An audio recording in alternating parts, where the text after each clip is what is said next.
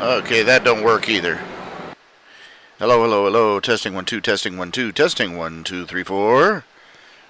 Hello, everybody. How are y'all doing? I'm assuming anybody's there. Testing, testing.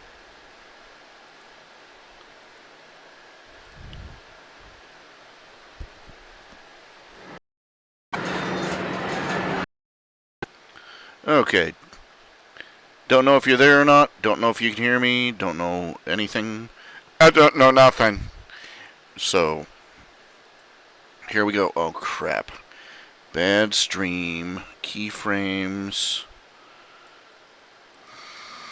Encoding options. Frame rate. Frequency of 2 seconds or less. Okay, so why is it not... Oh, I know. Apparently it can't handle the slideshow very well.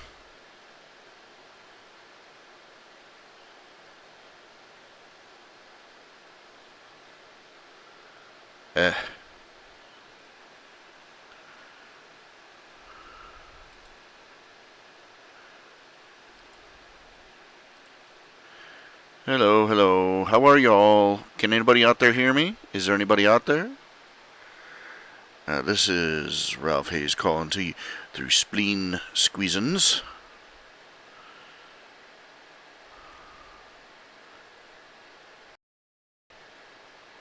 I'm basically on my first day of my diet. I am already craving junk.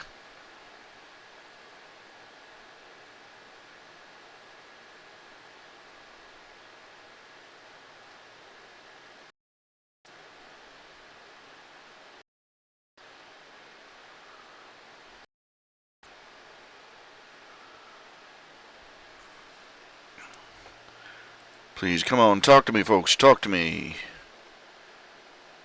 Okay, I'm gonna have to switch off.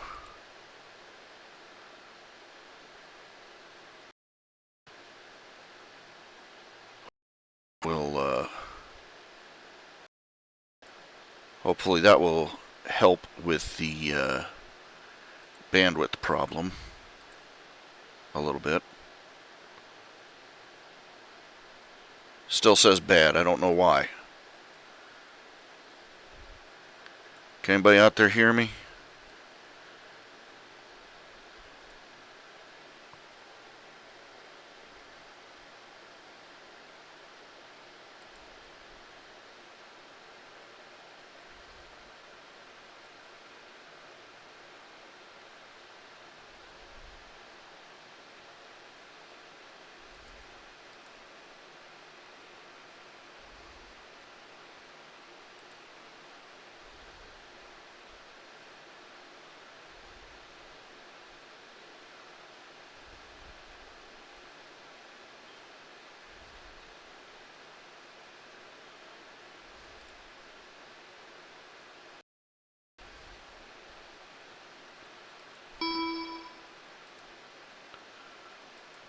I don't know what the story is, but bitrate, stream bitrate value, according to this, it's 2500 kilobyte per second. Like it's supposed to be.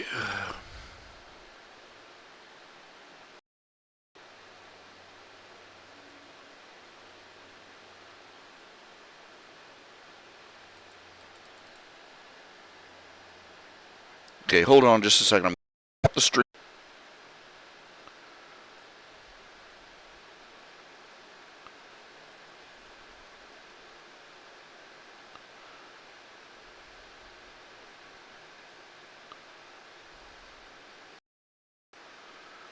Something's slowing down my broadcast rate, and I can't figure out what. The output rate, let's see, is wobbling all over the place. Yeah, this is worth $40 a month. Jerks.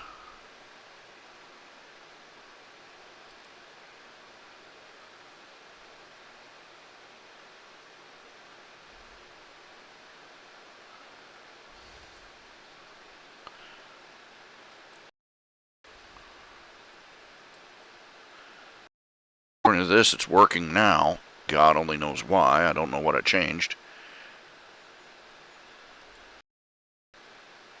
Hello, Lord Firebeard. Hello, hello, hello. Hello, is there anybody out there? Anybody else?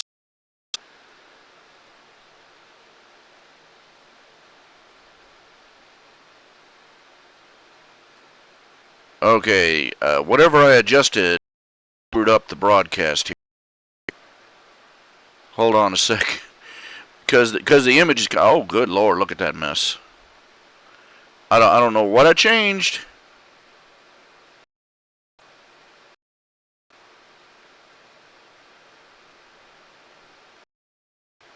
Okay, I will be right back. Give me just a second to fix this.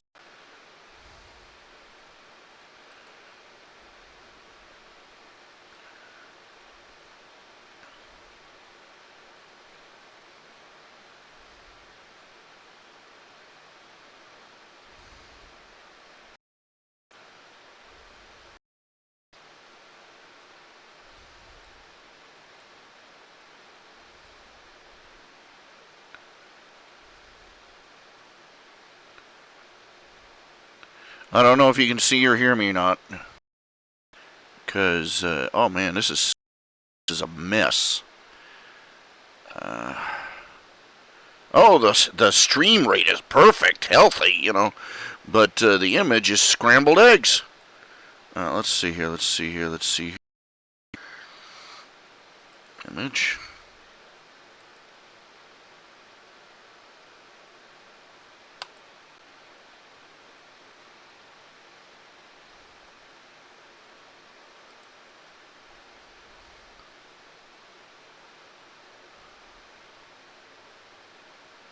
I got a serious problem here. Not gonna be able to do too much. Not like this. Let's see. I'm trying to remember what the settings were on this one that I changed.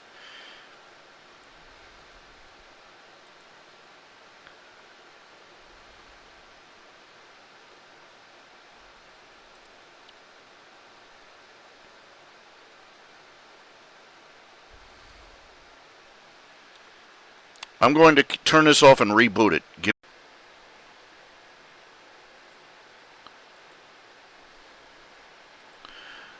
Okay. Give me a second. Give me a second.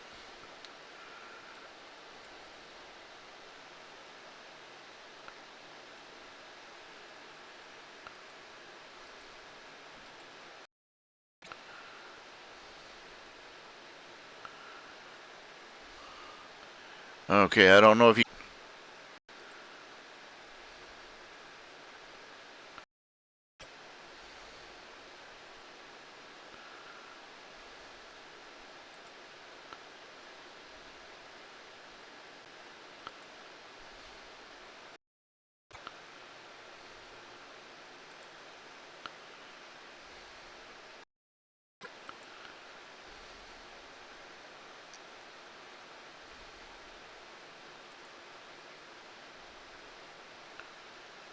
Come on, come on, come on, come on.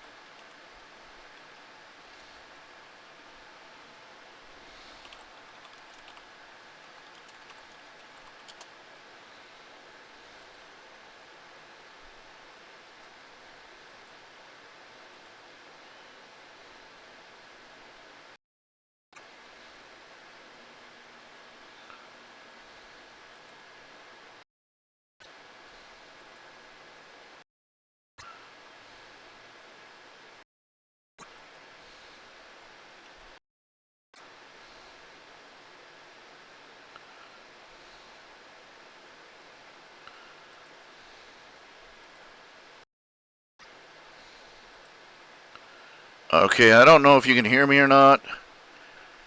Okay, let's see here. Let's start from the top. Okay. First, what stream size am I looking at here? Ingestion settings.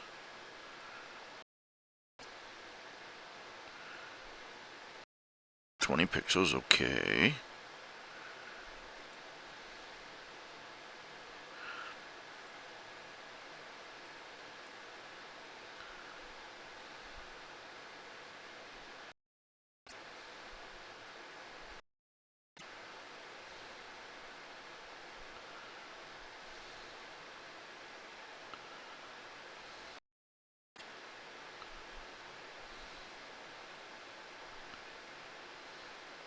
Okay, let me stop this again.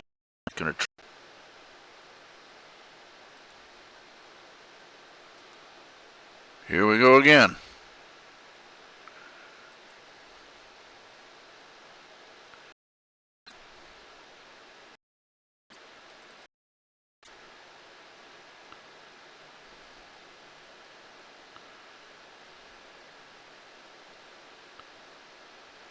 Okay, can you hear me? Can you see me?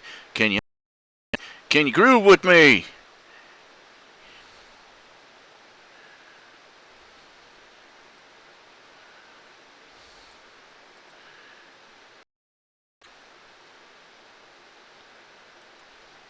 Can you hear me? Testing. Okay, can you hear me? Can you see me? Can you understand me? Can you groove with me? Okay, so we got it working finally. Oh, I'm so excited. I'm so excited. I'm all a Twitter. Yay.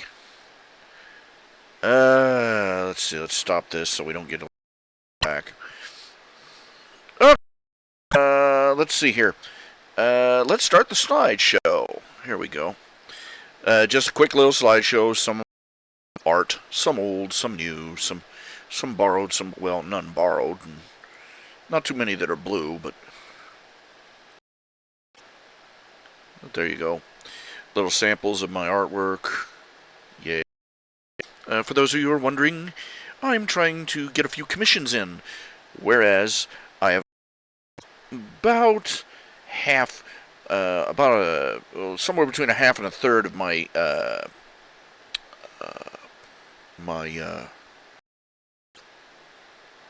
electric bill in, and that leaves a couple hundred more to go.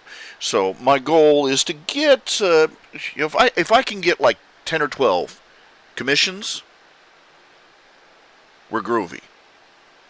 Got that covered. Yay.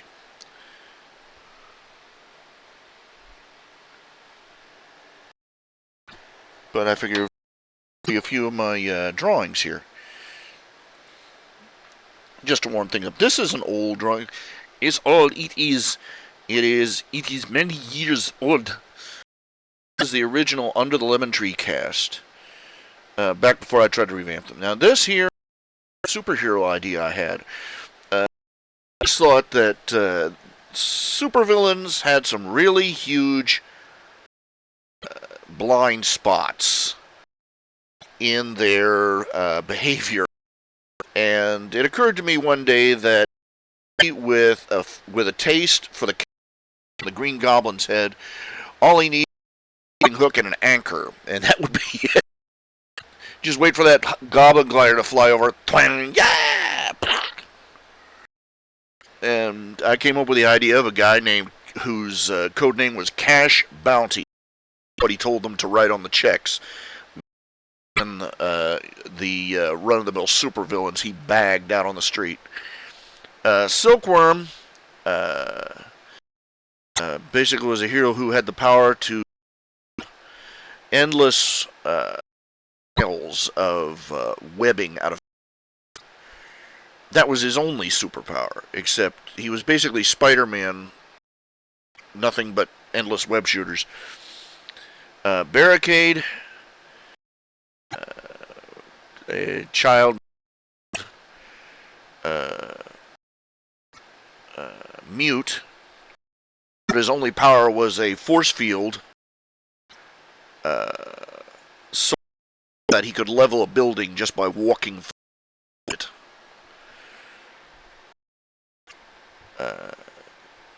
He has a phobia of loud noises because his father was a violent, loud brute who abused him and his mother. And, kid hero with a lot of baggage.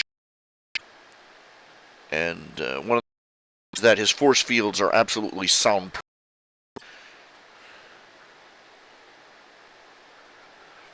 What I did back in the day, yo. I really do some of my caricatures of myself because my hair hasn't in years.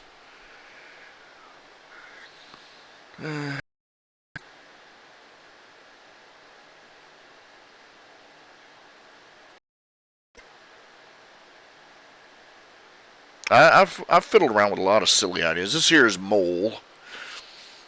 He has the power to, it's basically super tunneling power, if you can call it that. And strangely enough, a voice that sounds like one of the Beatles.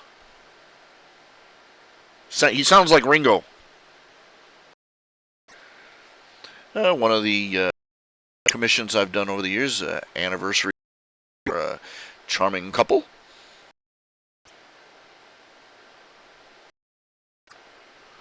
Ooh, excuse me. Big yawn. So, what have you all been up to? Anything exciting? I'm sorry I didn't call Saturday. Events accumulated against me. I'll just leave it at that.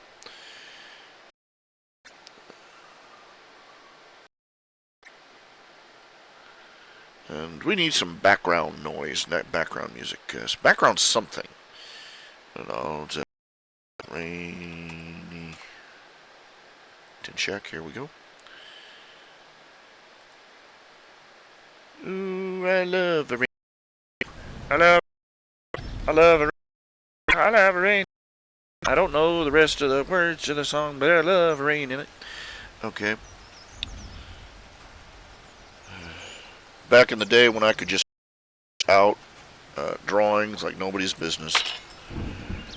Feel old. Feel really old. Some at these old up too.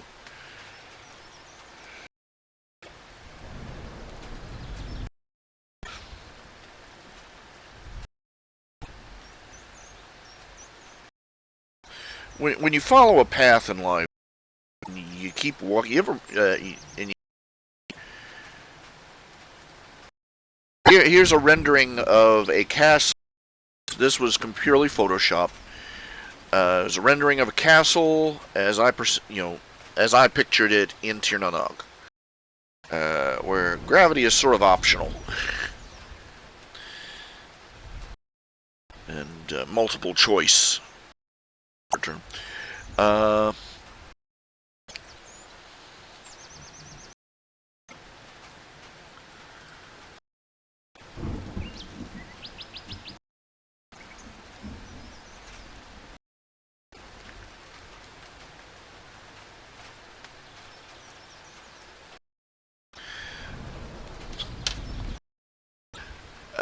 Another birthday card. I'm not, as I remember, the purchaser was kind of ambivalent about the. I don't think I quite captured what he had in mind. I don't know.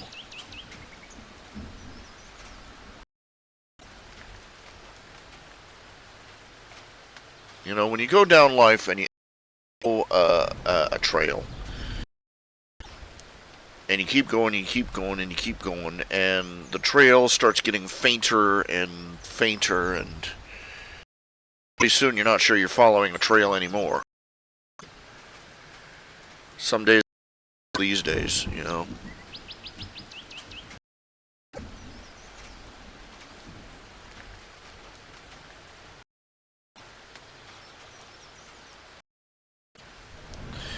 Well, come on. Tell me what you've been up to. Tell me, got any questions? Got any requests? Got any commission? Got anything out? This is supposed to be a broadly based pseudo talk show here.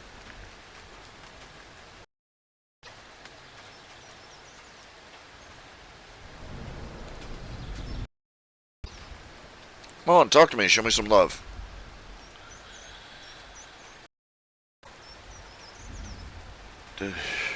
Goodness, I used materials before I got into Wacom tablets, bamboo tablets. I used to use Micron pen and ink. Micron. This a Micron pen is from a Sharpie. Sharpie. The difference between a Micron and a Sharpie uses dye, which is a coloring dissolved in a liquid, like a coloring dissolved in alcohol, for instance, in the case of a Sharpie. The drawing bleeds more and the color fades over time.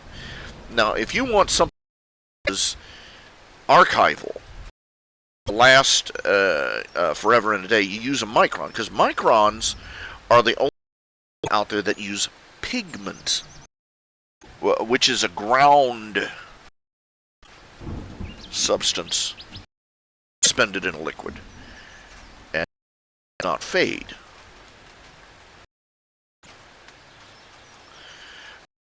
My Little Pony, last episode, oh, that was sad. It really was. Okay, they had a potential for a lot of things they could have gone with. Okay.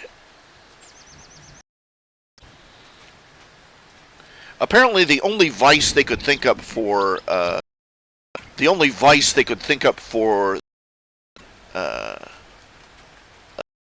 a whole was that they were capitalists. And evil capitalists. So, yeah, I hear a lot from people. I'm like, this would have made more sense with dragons. Dragons are commonly known for hoarding gold.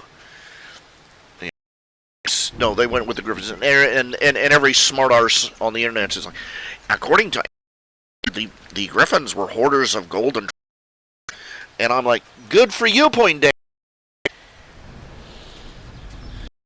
Fortunately, that's not what they're commonly known for today. Dragons are known for that. And so, they had a mythical creature where they could have gone any direction they wanted. Most people, noble warrior types, obsessed with dominance displays, which explain why, aggressive personality. But, it turns out that she's just a jerk. Episode, again, it looks like all the magic map episodes are going to because they've got, first of all, they've got Twilight carrying the idiot. Add enough, Estia was playing the cryptic mentor. Okay, when she was being like the dungeon master from the old dungeons, talking in cryptic riddles and giving them missions without telling them anything they were getting into. Okay, when you're turning a callow farm boy into a, playing the cryptic card sense to some degree. Learn these things for yourself, my Padawan. But once they've reached the goal, time to stop jerking their chain. Alright? Once somebody is a member of the team, they have to be informed, they have to be given all the intelligence they need, they have to be given all the back, they have to be, it was inexcusable. Celestia played,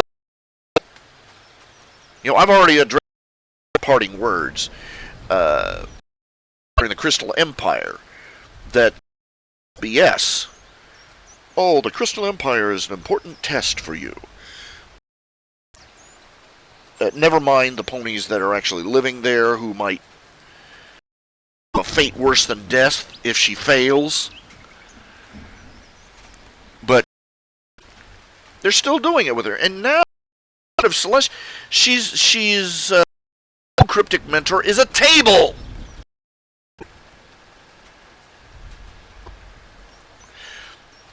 Now, that's the point. Is that they didn't know what the moral of the story was. They slopped through it. It really looked like they did a rough draft and then said screw it and went home. In the first season, all they're doing now is putting in friendship at the end of every episode as a friendship fix every. No. The first couple of seasons, they had more subtlety to it. They had more depth. This would have been a perfect episode for teaching about forgiving a friend and why you shouldn't hold grudges.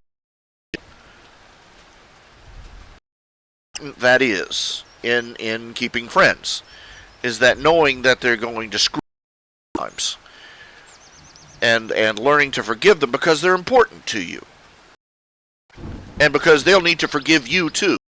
And a perfect episode. And if they had been smart, they created it into saving the Griffin Kingdom, having it turn out that the giant who stole the was too scared, felt guilty about it, but was too scared to bring it. You see what I'm saying? And he finally, the ponies have this giant Cyclops to bring the statue back so that the men fences with the Griffins. Doesn't that sound like a better story idea? And along the way, Rainbow Dash and Gilda both pull the sticks out of their rear ends and make up and become friends again. That episode, it would have been coherent. It would have all the details. Both would have meshed together. And the moral would have had some depth to it. But no.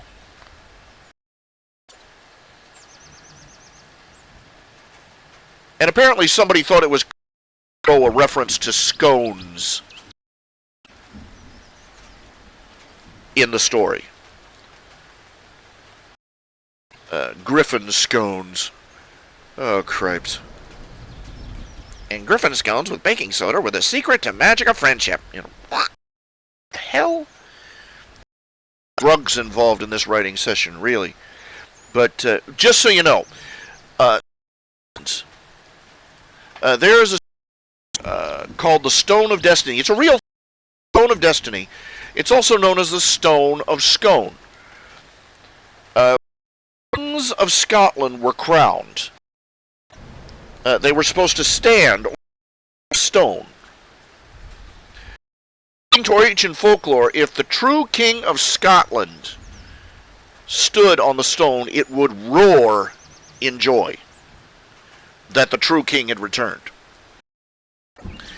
And naturally, Great Britain, using it as a hockey puck, they swiped it from Scotland and crowned their queens ever since. And guess what? It ain't done no roaring lately. Stole it in Scotland before they were caught. Got it all the way back there, and then they got captured. But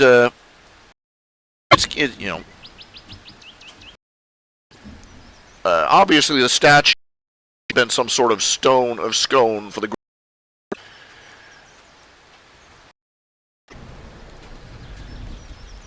But no, let's put a pastry reference in there.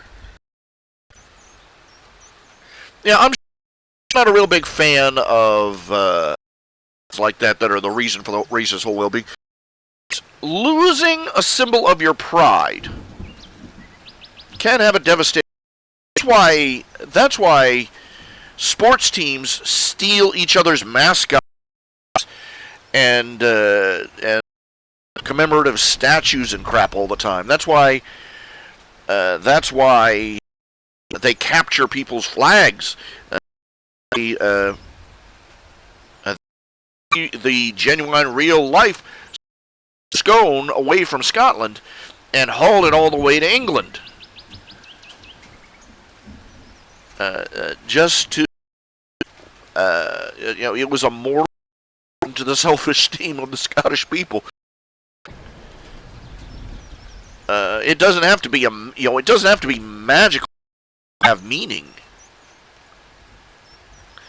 And a race that prides itself on having the biggest, shiniest, prettiest horde, not only for the value, but just for the status. One single, it's understandable that one single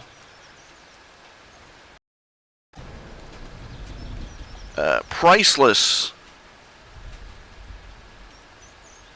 treasure to represent the pride of the Griffin people as a whole.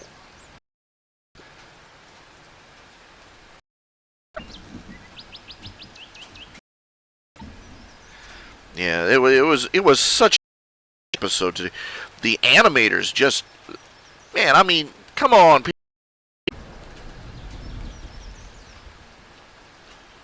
Gilda had an under time, her lower beak sticking out further than you could almost see the finger reaching down to the screen, making her mouth open. It was so bad.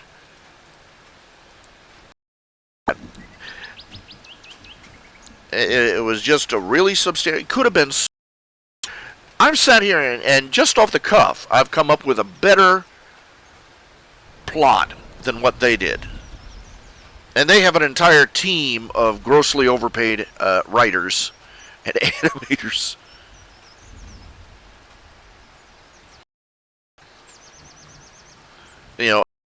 Shows the noble war that is most popular with. Now they're all ghetto-dwelling slobs.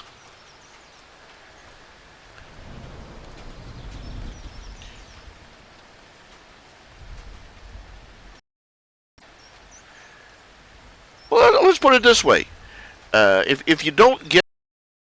Let's put it this way. Imagine... Now, think about... If you're an American, think about the War of 1812.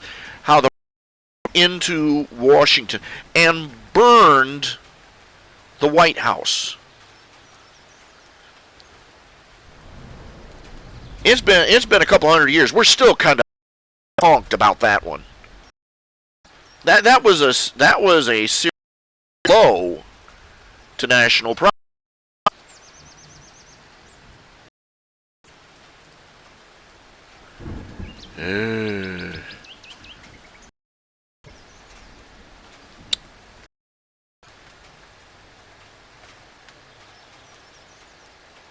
You writing right now chapters in some of my stories criticizing the whole magic table tells us what to do plot. That's awful. Come on, she's supposed to have graduated from the stage.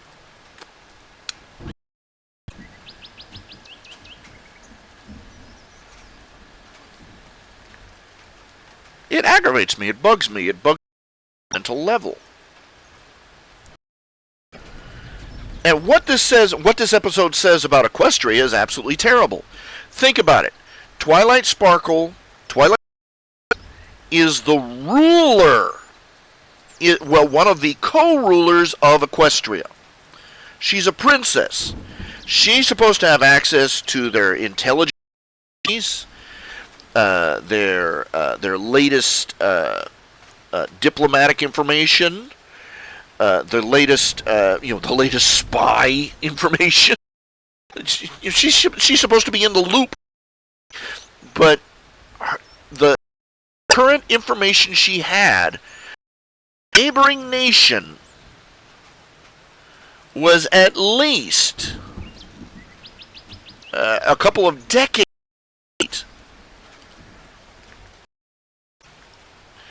And people are, I got people in the comments section in my forums making all sorts of apologies for that. Oh, well, they're very busy right now. You know, they have all sorts of crises popping up all over.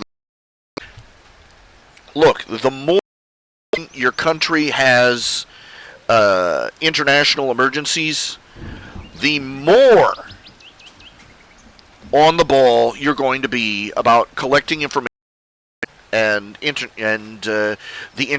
what's going on the international front. Okay?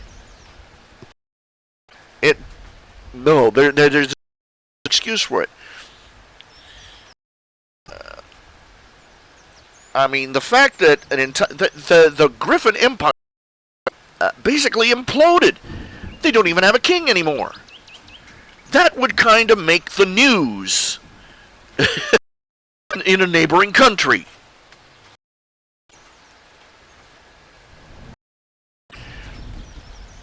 But Celeste didn't know nothing. Luna didn't know nothing. Twilight didn't know nothing.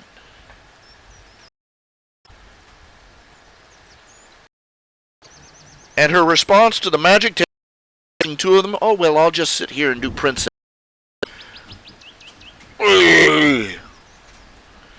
Everybody just go on, just hand idiot ball, you know. They idiot ball like Charles at Globe, you know.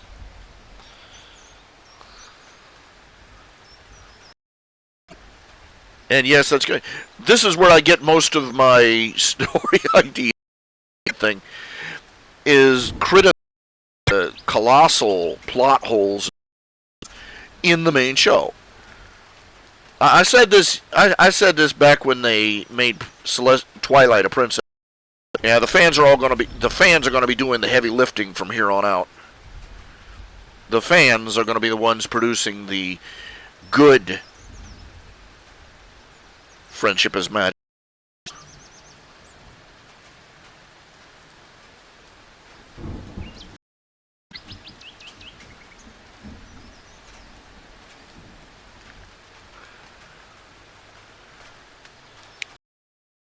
Because these guys, they have not impressed me in the least with season 5 yet. Too much. This last episode, they just phoned it in. They were given 22 minutes. Open field. Okay, no time to be marketed. No new figurine to be coming out this week. Nothing. It just not even a normal species. Complete blank slate. And this was the best.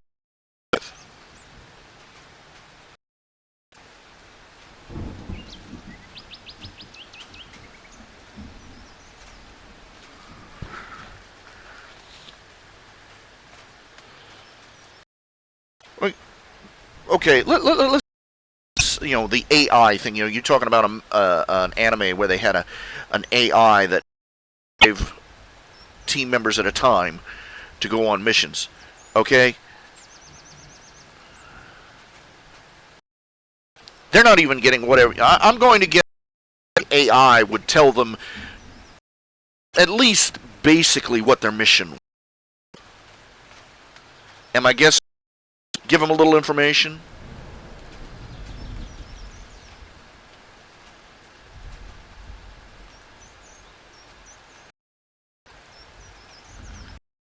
Just a little bit. The table, the magic table isn't even giving them that. It rings their butt tattoos like a beeper, and then says, "Go here." Well, what for? Doesn't say anything. What should we bring? Doesn't. What should we expect? Doesn't say anything. What's there? What's, you know? Should we? What? Nothing.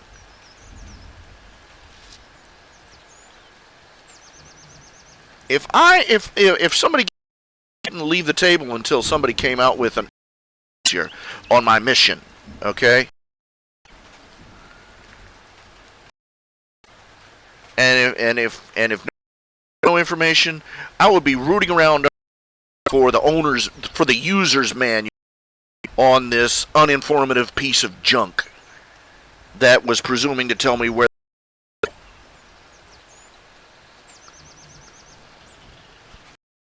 Look, is it trying to? I get what they're trying to do. To build suspense. They're trying to build suspense in the easiest way they can. It used to be by using a. They give them an inventor.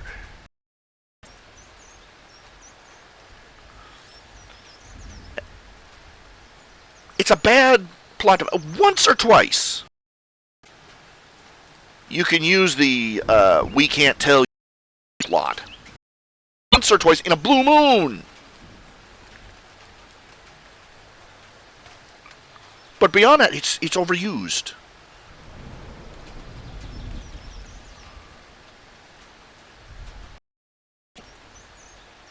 Crap, when Twilight and her friends went to the Crystal Empire, they didn't even tell them to dress warm. I mean, crap, they arrive, it's a blizzard. And they're standing there.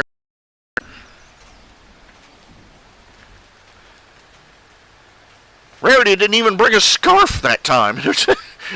Come on.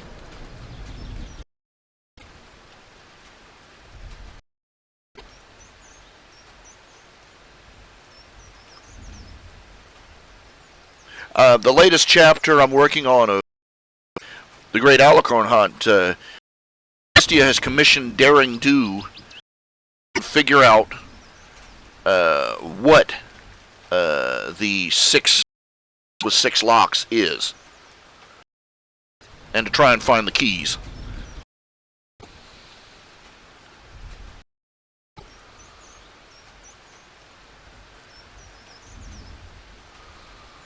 Now I'm figuring in Cheerilee's class there's going to be at least one where Twilight is in the throne room looking at her brand new magic table going, come on, where's the user's manual on this thing? Threatening to smash it with a mallet if it doesn't store more information than you.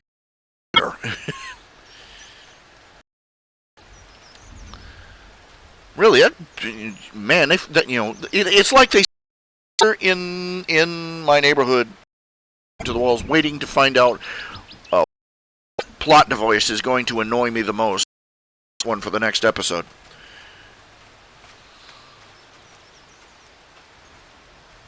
All right. But moving on to new topics. I'd really like to. Let's see. Let's turn that off. That's not it either. Okay.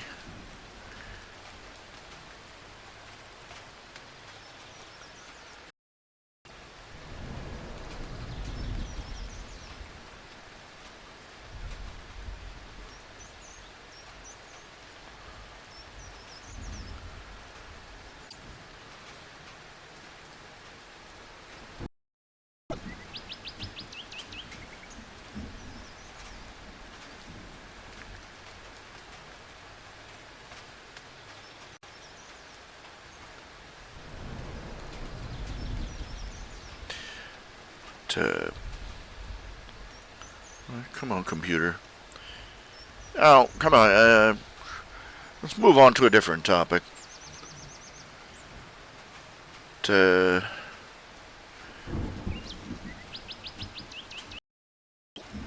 been trying to press ahead with my story, The Sanguine Chronicles, but the more I look at it, the more I want to go just gut. The first half of it, at least. Probably going to yank it down and start over from scratch. Just not satisfied with it anymore. And too many loose ends and corny, flat out corny plot devices. The original idea I had for the plot was a little too ambitious. Details and parts of it that should have been saved for the next, for the sequel. That's one of the things that old habit of mine is that I want to tell the whole story. I hate to be continued. I hated to be continued as a kid because I couldn't buy too many comic books as a kid, for example, and it drove me crazy. I was trying to find out what was going to happen next. I'd get to the last page, to be continued. Like, you bastards. I spent I spent the one and only 75 cents I had on that comic. And guess what? I'm going to get the end of the story. Like, you jerks. You money grubbers.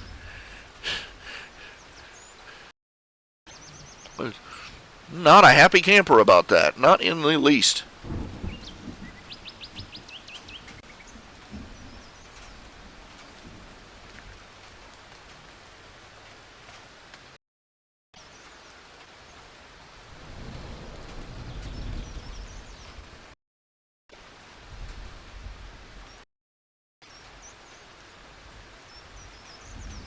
Where's the... Alright.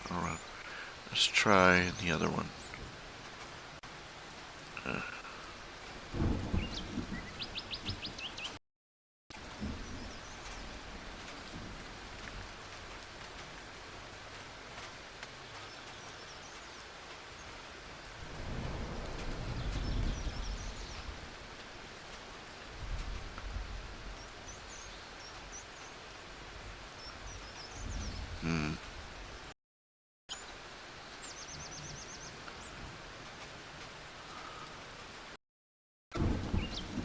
Still working on the Kruger. Want to get a little bit more of it done.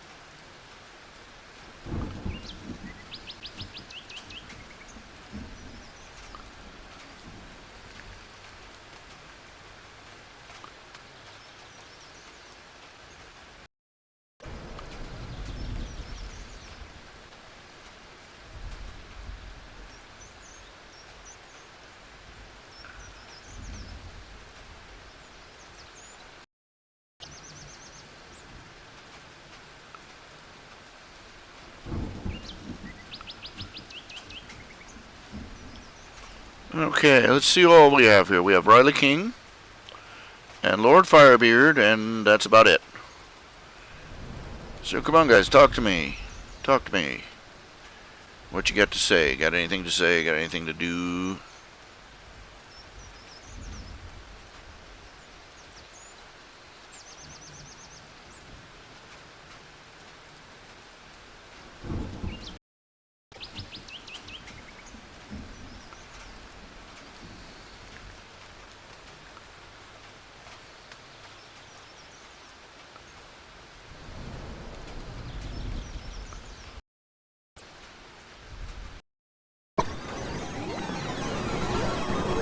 A little too much. No subtlety. People make that stuff.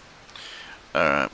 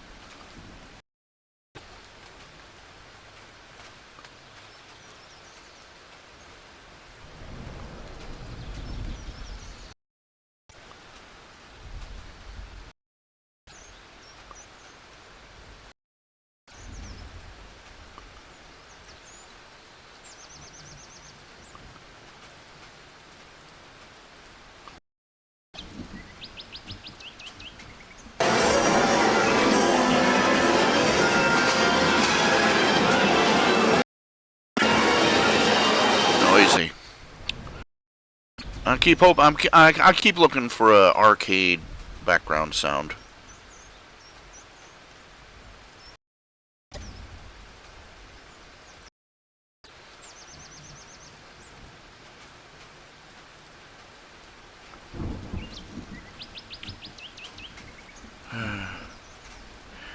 Nothing good lasts forever. You can only carry on in memory of it sometimes.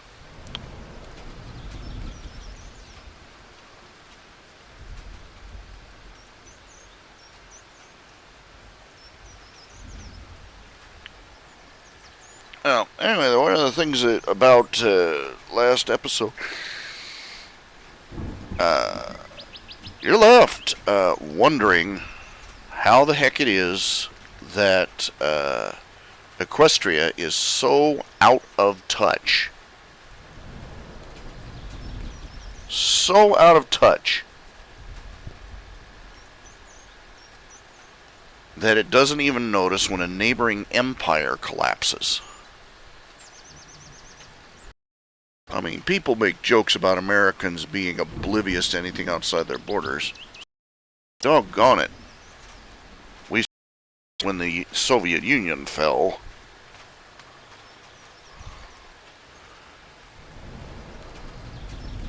So you got, and all the other things that they have been completely oblivious about. Tyrek, Discord, the Changelings.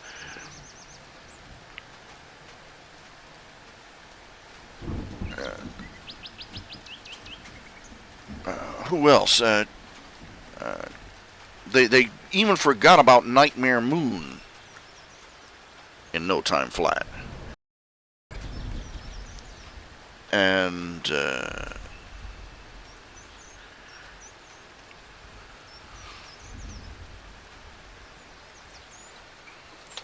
it starts becoming a question: is this which is the more feasible explanation to use in a story? Is this negligence or malevolence?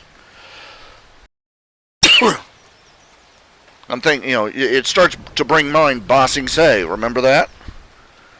From the Avatar? The Last Airbender? They're so out of touch with the outside world that the people inside the city weren't even aware that that the outside walls were under attack.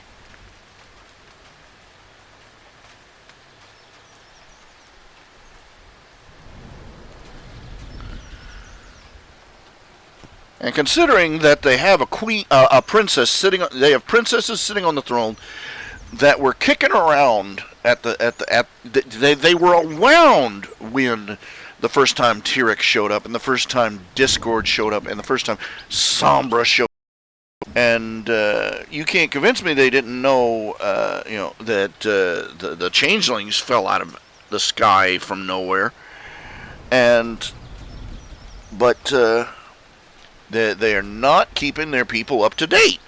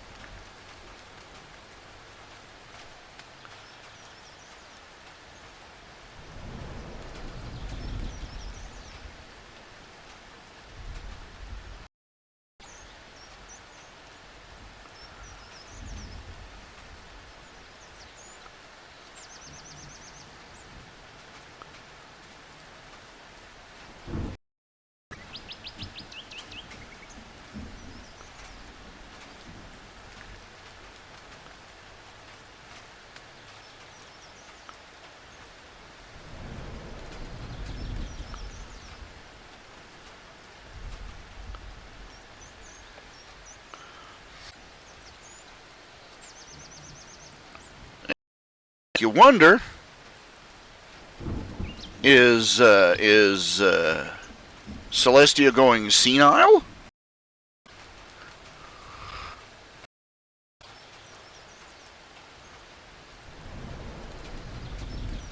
Is that the is that using?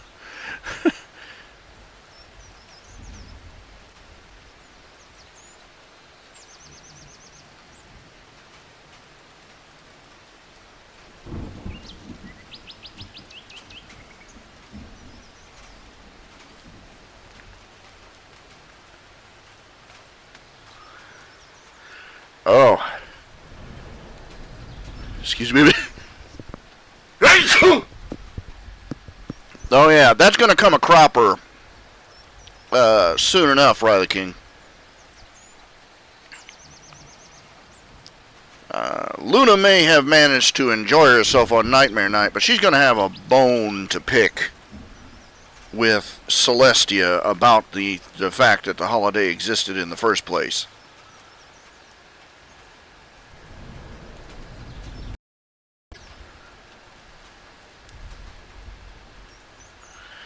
Arrogance, maybe, but he'll be aware of them. That's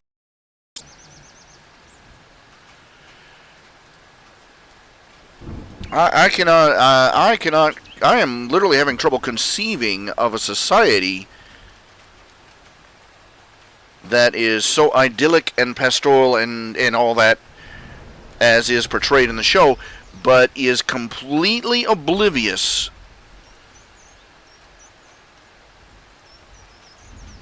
to what's going on outside its borders.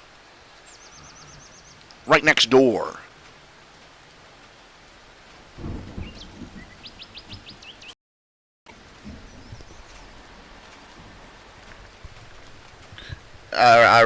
I'm really starting to think that I don't want to paint. I'm debating on this because in Darth Vulcan, I don't want to paint Celestia as a villain. It's too cheap. Because villains don't make idyllic utopias, or even the approximation thereof.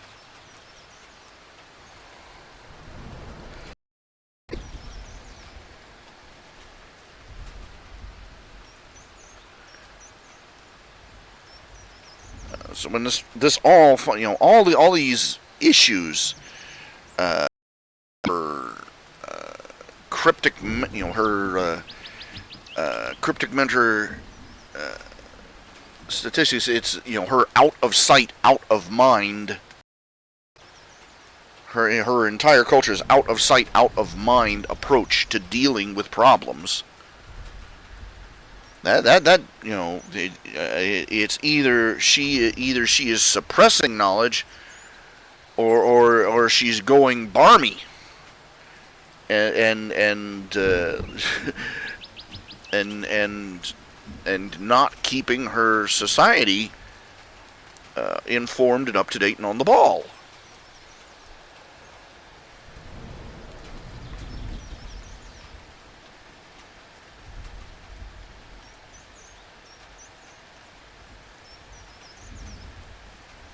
I think that sums it up. Is their entire culture out of sight, out of mind. They have to be literally standing in the middle of the disaster.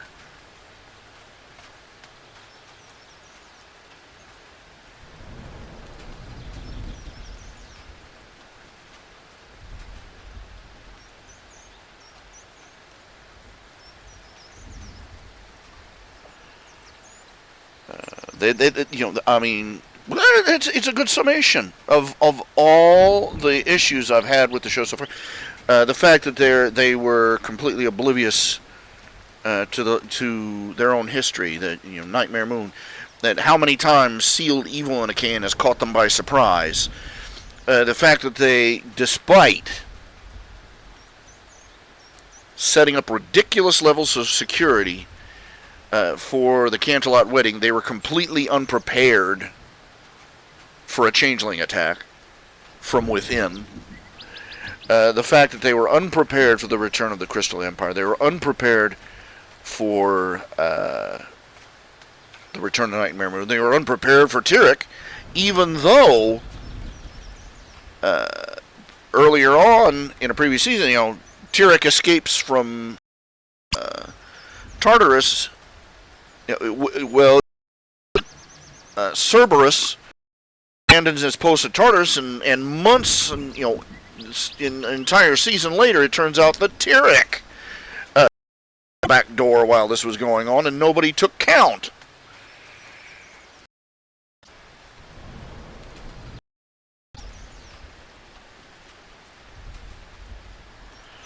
And whereas when they got personal problems, they're oblivious to them. Scootaloo. They've got magic out the wing wong. Invention, magical inventions and magical devices and everything under the sun and beyond it. But it doesn't occur to any of them that, gee, maybe the little flightless Pegasus might like somebody helping out with flight. The Snowdrop story just, despite being maudlin as well as being maudlin as hell, it all little blind Pegasus who makes the first snowflake, and Celestia and Luna celebrate her, and say, I'm like, how about a cure for blindness, bitch? And the exceptionally awful because it ends with she's alone in her classroom. Her teacher leaves her all by herself, and Snowdrop, a blind Pegasus, is left to find her way home alone in a blizzard. And then she gets stranded on a cloud and makes the first snowflake, and it's just, oy.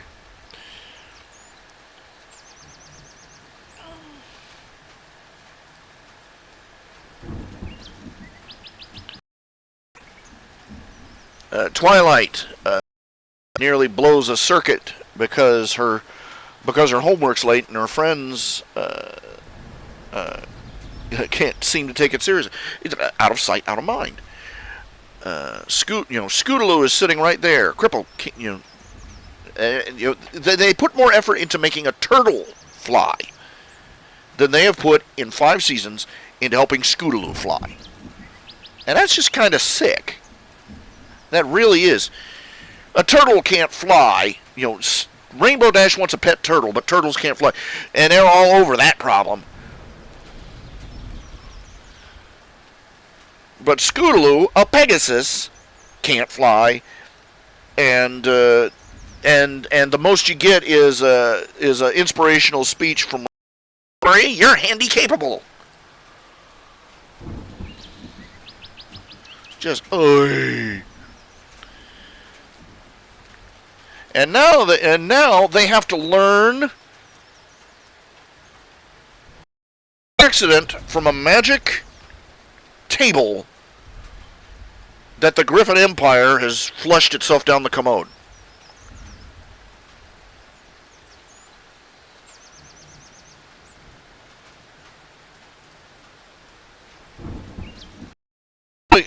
Nightmare Moon returns. Luna gets cured.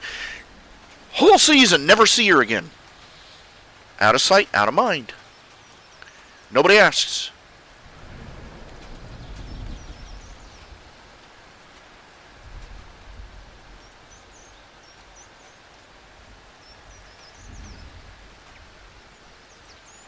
A reflection of the oblivious.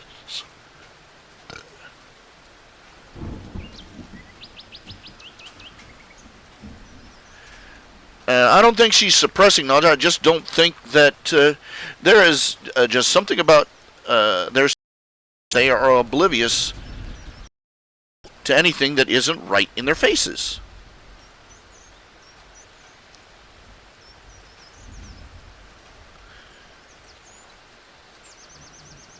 And I don't want to use the idea that Celestia is suppressing this knowledge, because that makes her the villain.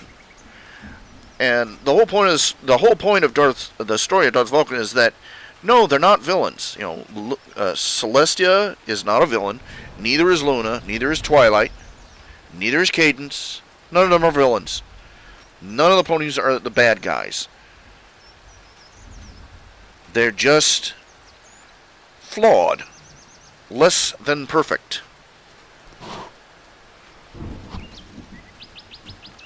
And that's and that's more than enough to make a tragedy. And Darth Vulcan thinks they're villains because Darth Vulcan is under the mistaken impression that they're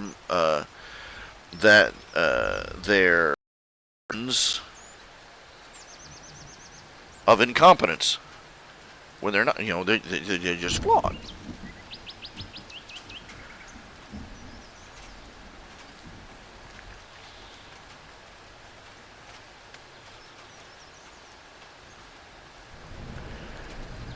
Okay, in Ba Sing Se, it was those giant walls that kept them safe, but also kept them oblivious.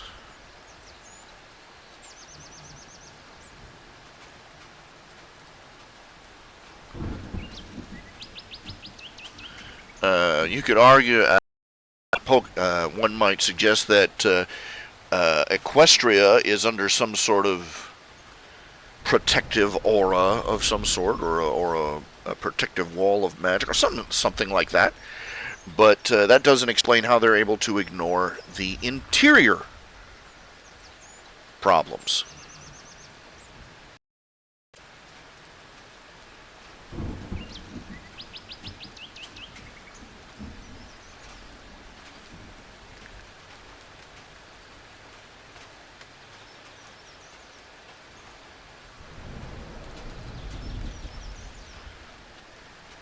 Basically, Darth Vulcan is in the position of a typical teenager who the typical teenager thinks that they are the first person ever to realize that the world has all sorts of horrible problems, and they're angry about it because, from the teenager's perspective, they've turned around and one day they walk out the front door, they look around, and they realize, holy crap, this world's screwed up.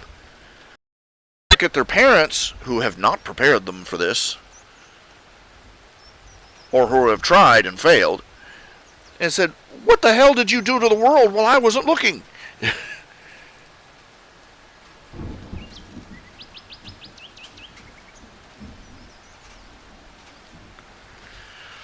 But now, and it takes years for the teenager to become an adult and realize, this has been going on a long time.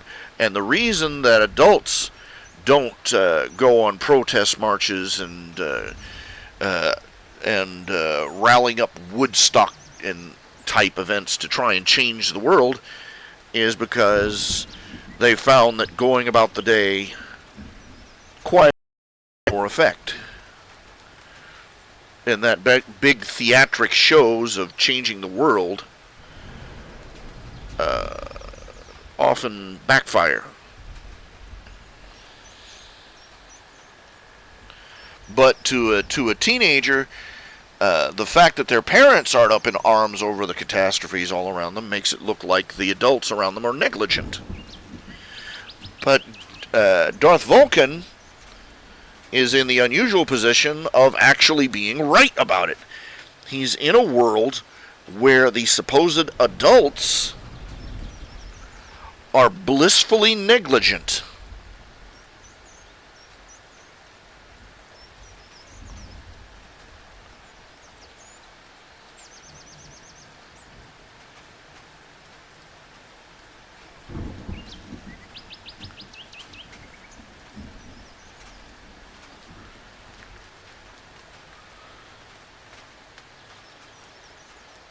Now the question is to figure out why.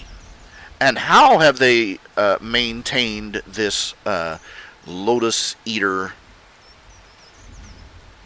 attitude for so long? And the last chapter is Twilight asking, what is the price of not growing up?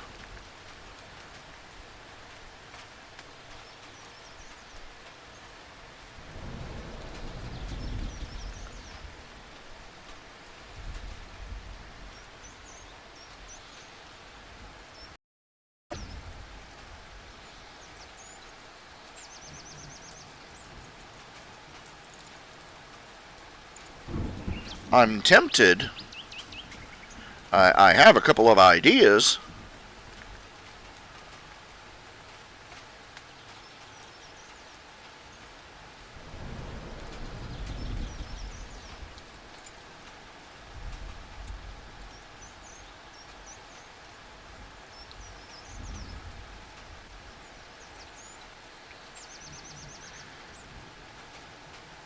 This is interesting, as it comes down to him basically leveling the same. You've heard the social justice warrior accusation. Oh, you're blind to your privilege.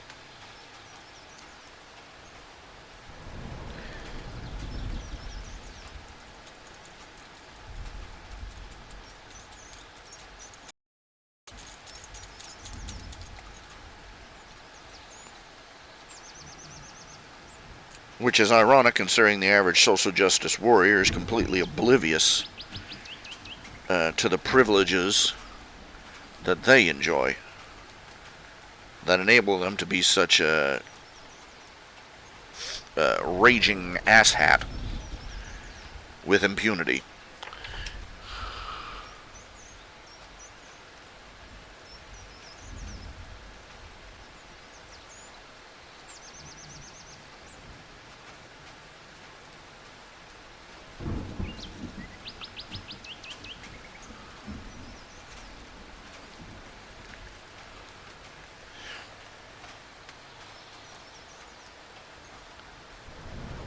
I have to, in writing this, I have to ask myself: are the Equestrians really this oblivious?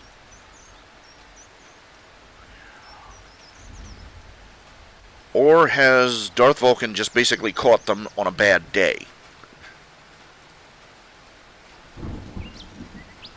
That's the biggie.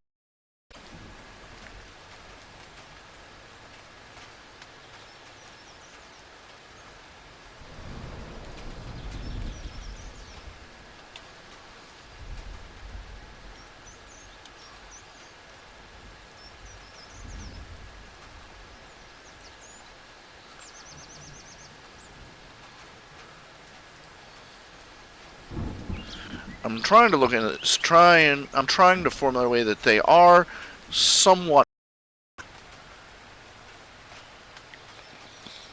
to to the problems they have.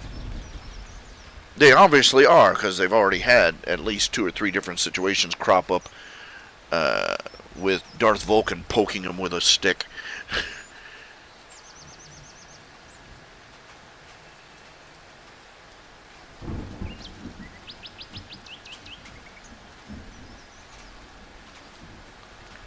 But, I'd be completely naive or they wouldn't have survived.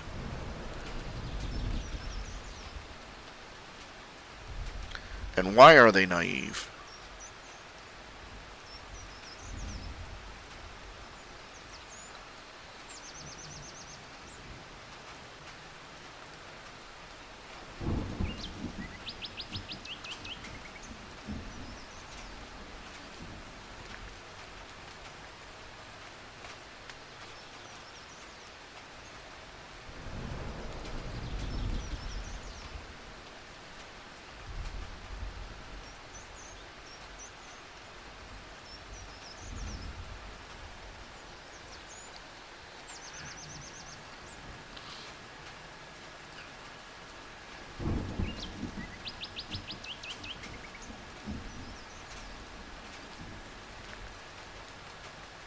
Would Celestia really be foolish enough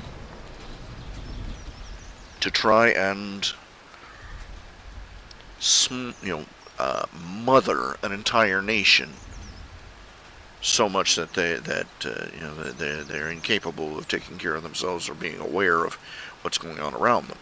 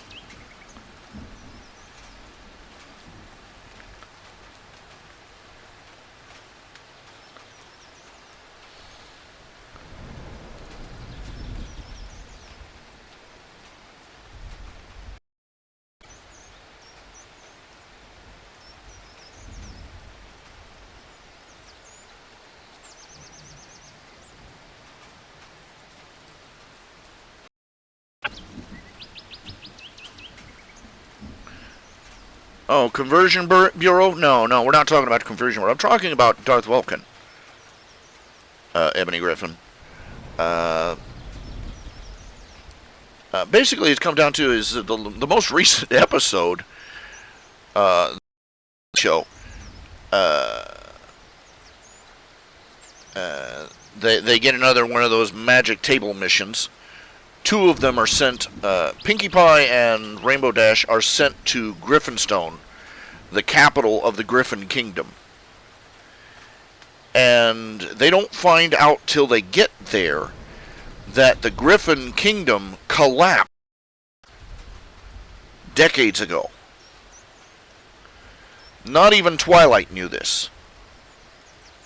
Which means that, and the most current information she had was a tome that was apparently 20 or 30 years old. And I'm like, how, what does this say about how oblivious Equestria's rulers, from the rulers on down, how oblivious they are to what's going on outside, right outside their own borders. The collapse of an empire should not escape notice, at least not by the tabloids. And this is, and it's occurred to me that the main issue, the main collective gripe I've had about all the plot holes and problems with the stories in the past, it comes down to, and it's basically what Darth Vulcan's getting, irritated about, of course, is that they're oblivious. If it's out of sight, it's out of mind.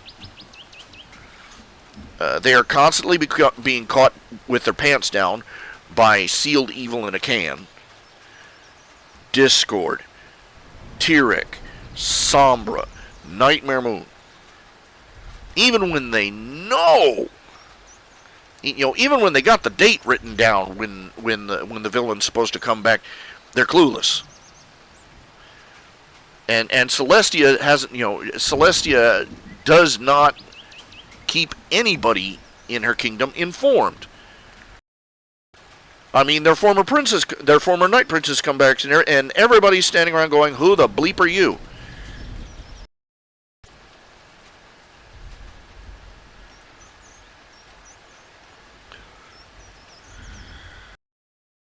And this goes down on a personal note. When Rainbow Dash wants a pet turtle, but turtles can't fly. And bang, if they don't have a solution for that problem by the end of the episode. Scootaloo is a Pegasus. But the best she gets out of her friends and associates is quit whining from her friends, and don't worry, you're handy capable from Rainbow Dash. Nobody spends a second trying to fix her problem, and once the episode's over, it's never mentioned again. Nobody even tries to help her. In Darth Vulcan, the problem with Surus Hilltop was because the Crown was absolutely oblivious to how their royal stipend was being abused by the people of Surus Hilltop.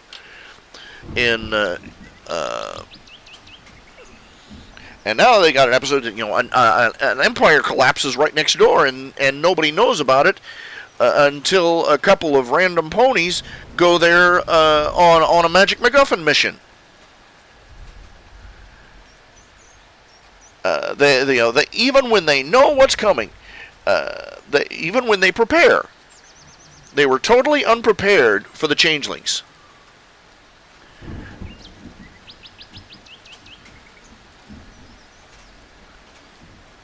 They're like Bossing said, they don't know what's happening right outside their walls. And worse, they don't even know what's happening inside their walls half the time.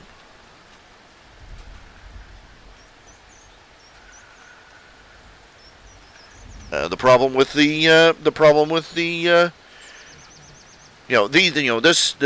is a device. It's original content, but She's oblivious to the fact that the Thestrals were suffering malnourishment due to the alchemical potion that they were being given in substitution for the blood they needed, and on and on and on. And the more this. And here's the kicker: they don't even know how the elements of harmony work.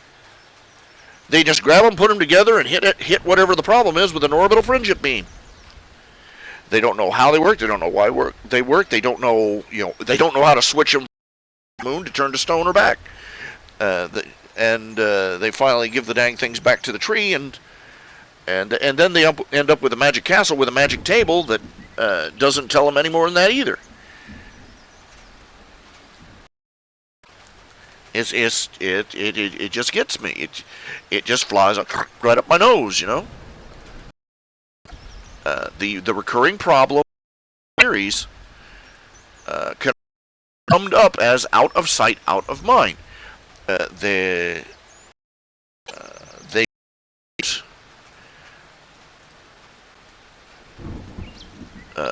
don't do. Celestia especially does nothing to prepare her people for a potential crisis until right in their,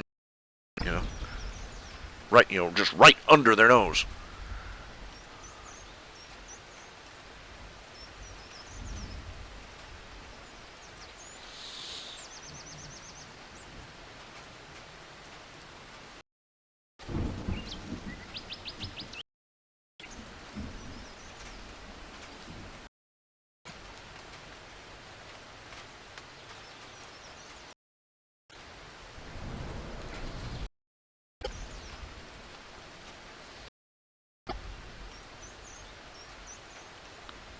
So this, the fundamental problem is that Darth Vulcan is landing in a world that is idyllic, but even the leaders have a childish attention to detail.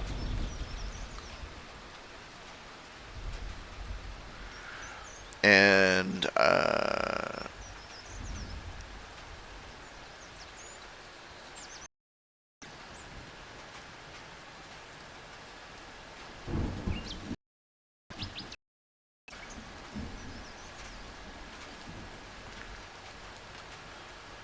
I'm stewing around. I'm fishing around, trying to put together, mentally, an explanation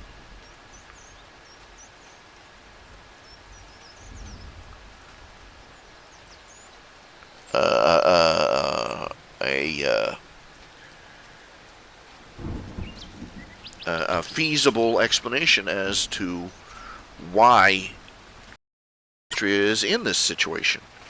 I mean, it's not like they don't have internal perils that should keep them on their toes. I mean, they got monsters in the woods, for crying out loud.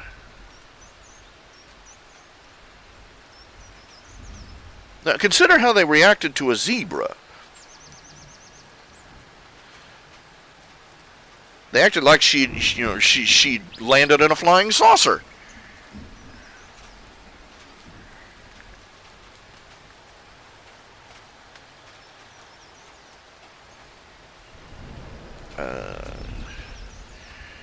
But the problem runs deeper than mere isolationism. Because this most recent episode, they had they found out 30, 40, 50 years after the fact that the Griffin Empire had collapsed. I'm sorry, that should have made the newspapers anywhere. So what's the story here?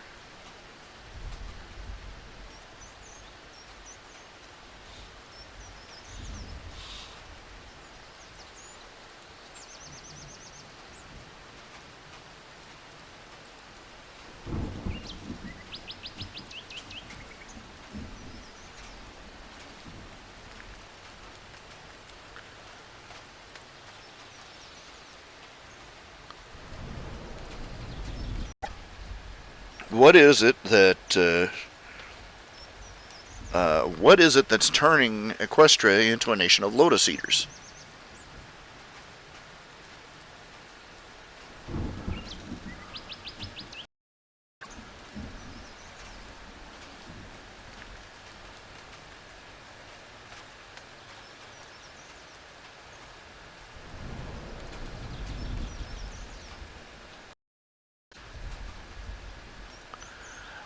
I don't want to use the explanation that Celestia is keeping them oblivious, because that turns her more into the villain than I want her to be.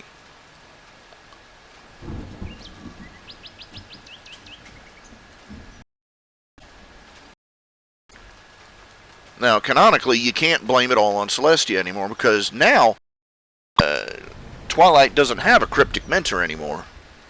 Oh, well, she does, but it's not Celestia anymore. She's blindly taking orders from a table, and thinks nothing of the fact that the thing that is sending her friends off into danger with less information than you'd have for a field trip for a grade school.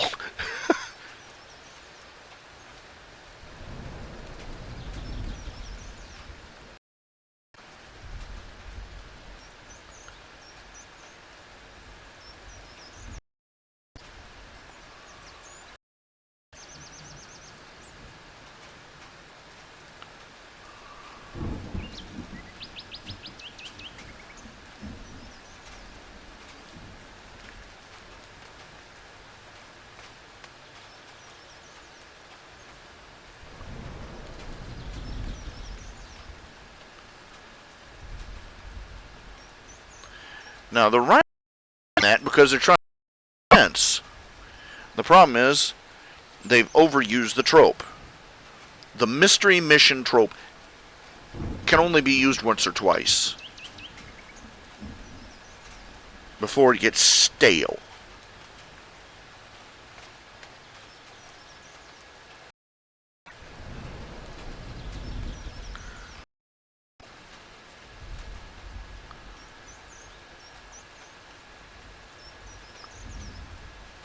Yeah.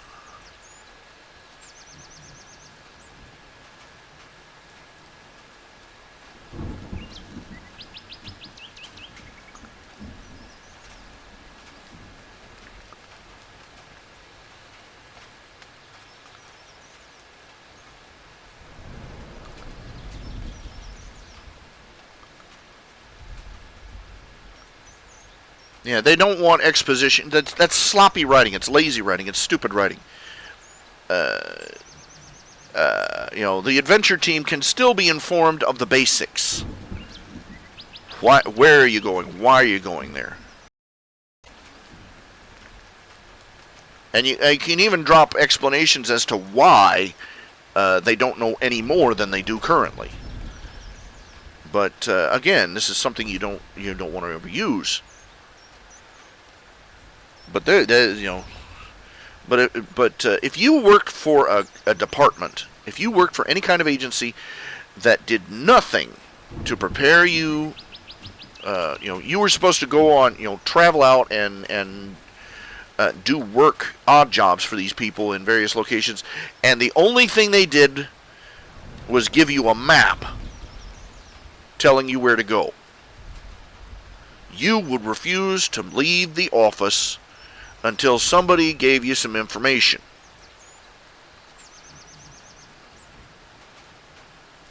It's making Twilight Sparkle and her friends look dumber than a bag of hair.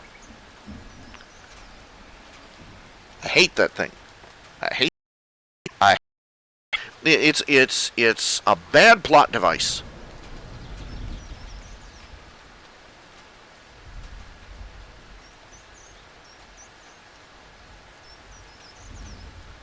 I didn't care too much for the Dungeon Master in the Dungeons and Dragons cartoon because he was being cryptic for no flippin' reason.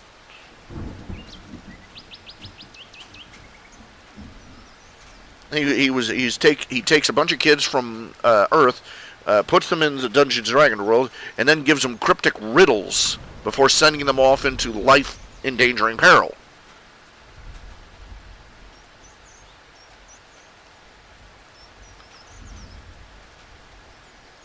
Well, yes, Ebony Griffith, that's a possibility, but I don't want to go grim, bleak, and grim dark. The point is that Darth Vulcan has that, cynical view of Equestria. Remember this. And he's not supposed to be entirely right. Equestria is supposed to have problems, but it's not supposed to be fatally flawed. That's the problem, is the more they write this show, the bigger the flaws are getting.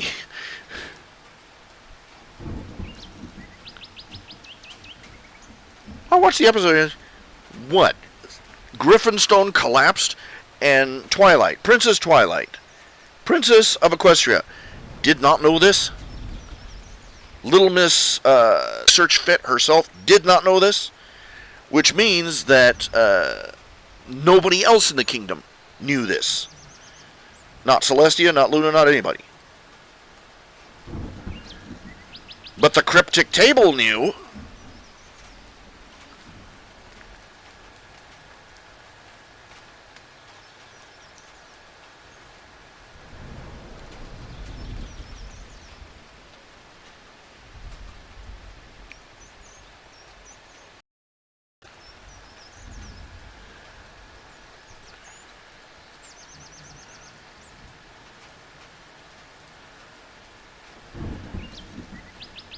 I'm basically looking for a way to explain how it is that in Equestria, first of all, they have it very good. But they have a recurring flaw of out of sight, out of mind. And why? I'm trying to come up with a reasonable explanation for why they have this recurring problem of out of sight, out of mind. That doesn't just dump all the blame and villainize Celestia.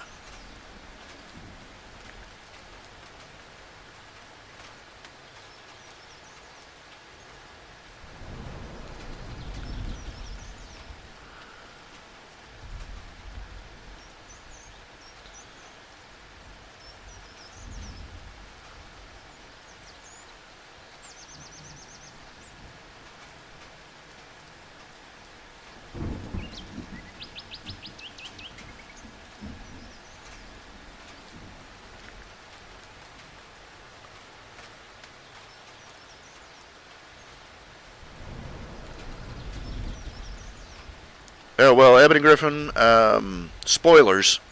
I've already revealed this. Basically, Rainbow Dash and Pinkie Pie get sent on a mission by the magic table of cryptic non-information to Griffinstone, the capital of the Griffin Empire, which is supposed to be this glorious pinnacle of cultural achievement, And they get there and they find out that the Griffin Empire collapsed decades ago. When the symbol of their cultural pride, this particular golden statue, was stolen by a Cyclops, and basically they have no king. Their entire empire is a hovel, literally a hovel, and all the Griffins are nasty jerks, even to each other, like Gilda, and they're also and they're also greedy cheapskates.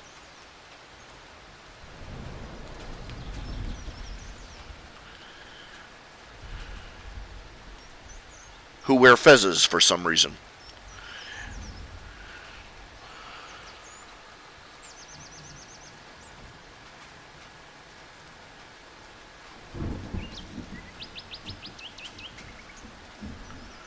And the statue isn't supposed to be magical, that's the thing of it.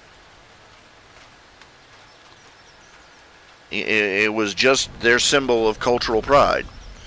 Of course, as I pointed out earlier, that's not exactly an entirely unfeasible concept. Consider the Stone of Destiny of Scotland, also known as the Stone of Scone. It's an artifact. It's just a big stone, basically, big rectangular stone that the kings of Scotland were supposed to sit on while they were being crowned. And supposedly, according to folklore, if the true king of Scotland ever sets foot on the Stone of Scone, it will roar in joy that the king has returned. So naturally, the British Empire confiscated the Stone of Scone and have been using it to coronate the British kings and queens ever since. Because the British are a-holes.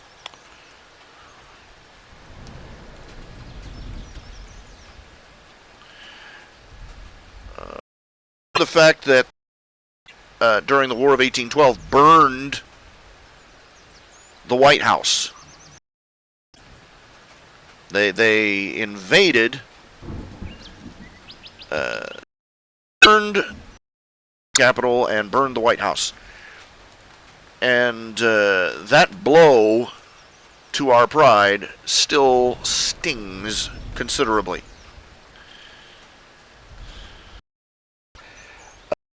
A society losing a cultural touchstone like that to an invader or conqueror is a devastating blow to morale. It is feasible for that to happen.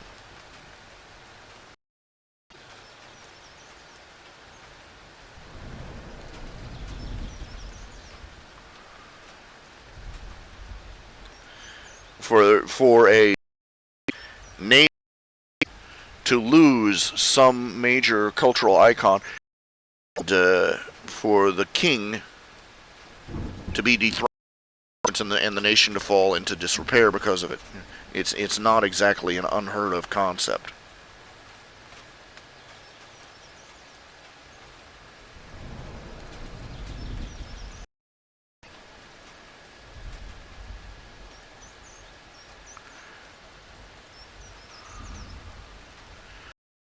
But what got me is that Equestria, right next door, didn't even know it had happened. And you know that if Twilight didn't know about it, that she's the one who researched everything for their little mission. Remember that.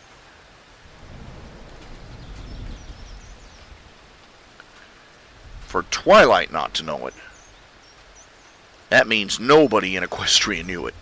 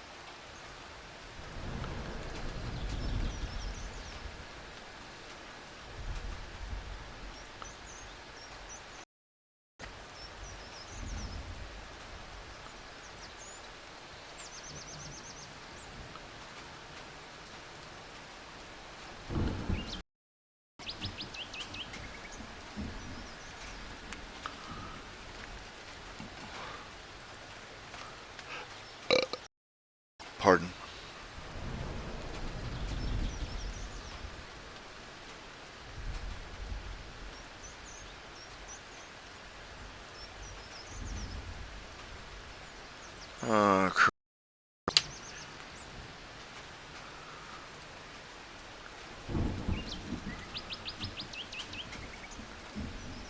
telling me Hillary, there is apparently running guns through the embassy in Benghazi into Syria.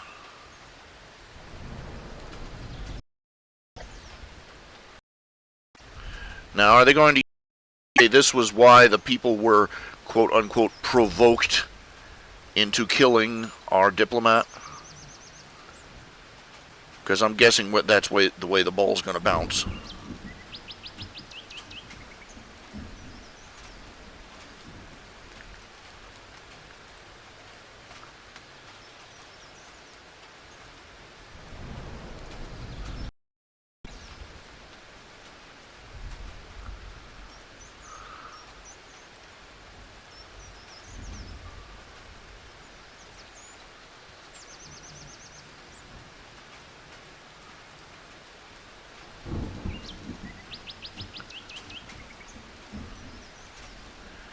It's just this. What I'm saying is that this recent episode of the show basically gave me an epiphany.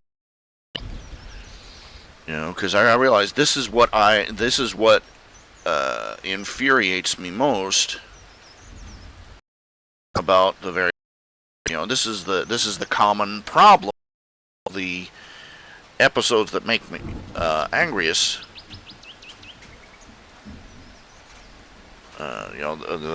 The plot holes that bug me the most have in common.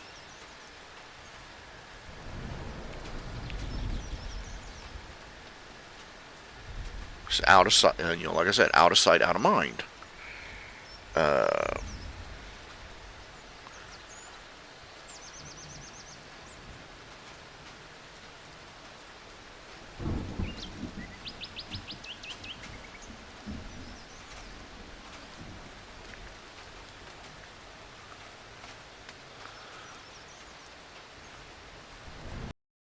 Or perhaps a general childish obliviousness. I don't know how to phrase it.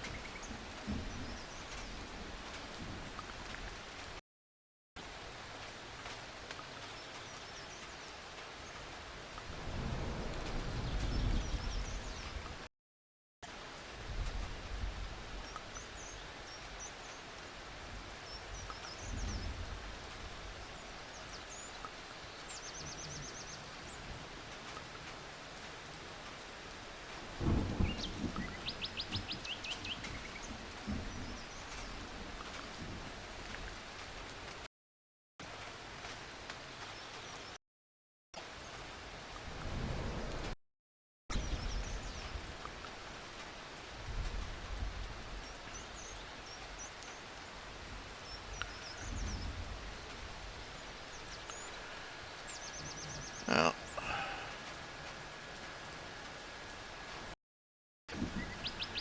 and again, this is something that angry teenagers have in common too. Is it perspective? They just, they've hit the age where they're finally starting to be aware of just how messed up the world is out there. And their first thought is to look over their shoulders at their parents and go, what the hell did you do to this place?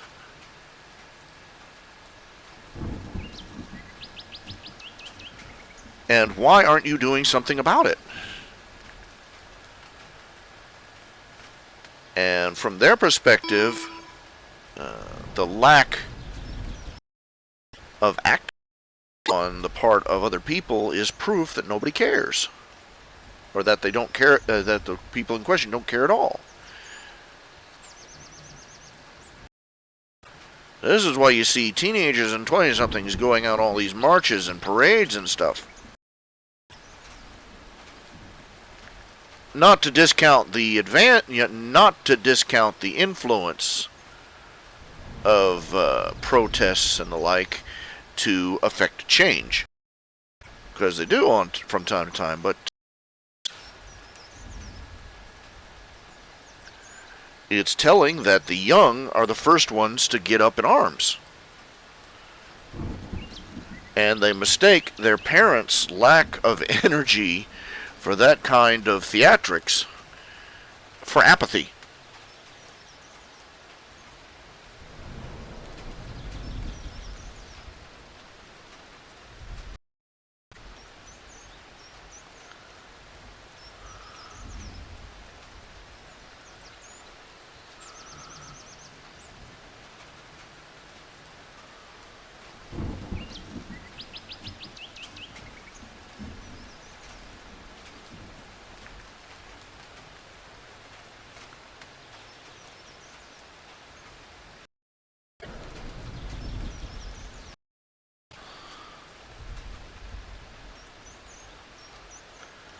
And Darth Woken is a very angry young man.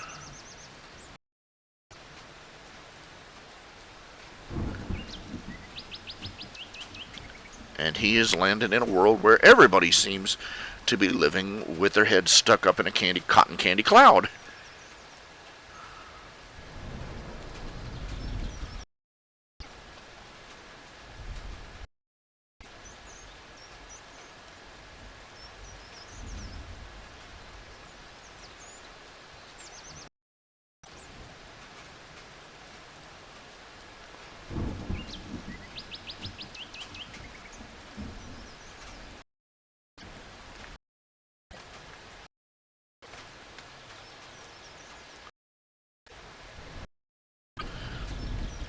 Now, the trick is, I want by the end and acknowledged that Celestia did some pretty bad things, that she screwed up and in some pretty terrible ways, but without making her into a complete villain.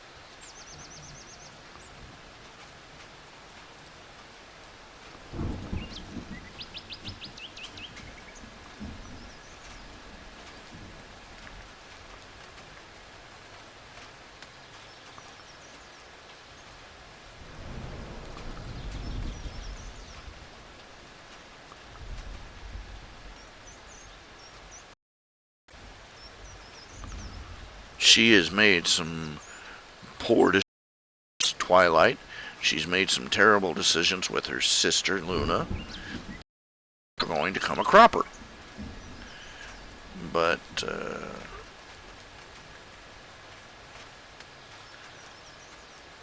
she's made mistakes with, and I just want to make the point is that she is flawed, but not fatally so.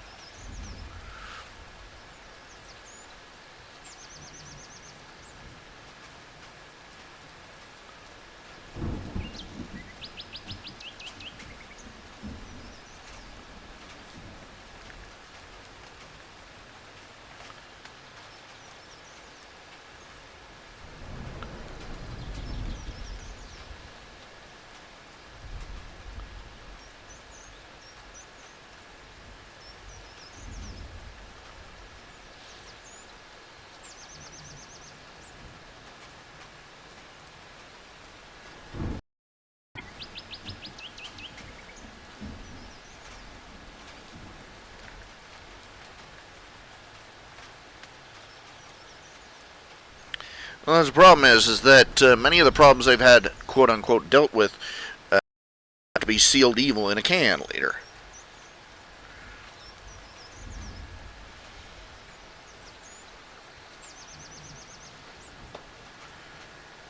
And again, on the small personal issues, like, again, Scootaloo.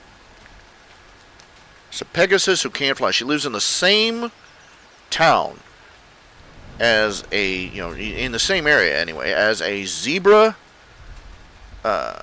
alchemist and the alicorn princess of magic.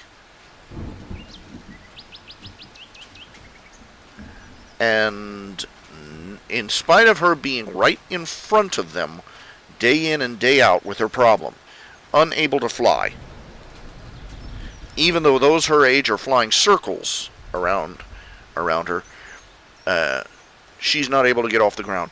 And it has not occurred to anybody in that town, this is a problem, we should solve it.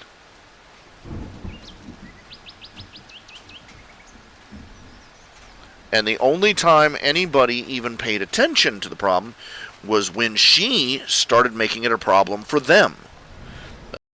The flight to the finish, when she started making a fuss about it.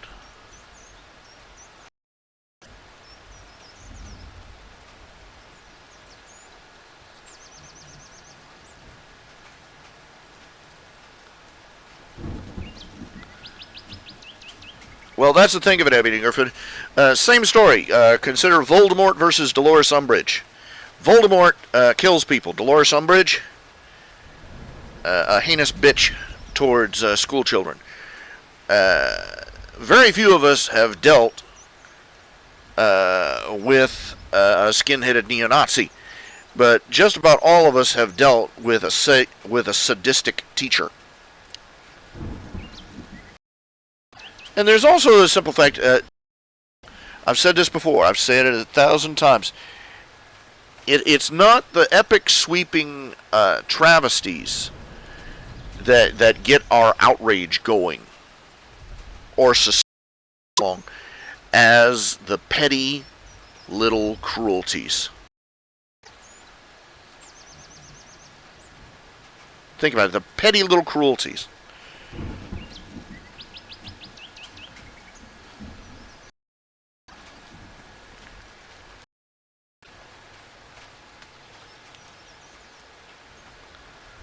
It wasn't Voldemort standing over Harry Potter, making him etch sentences in the with his own blood into the back of his hand. Just petty, sadistic cruelty.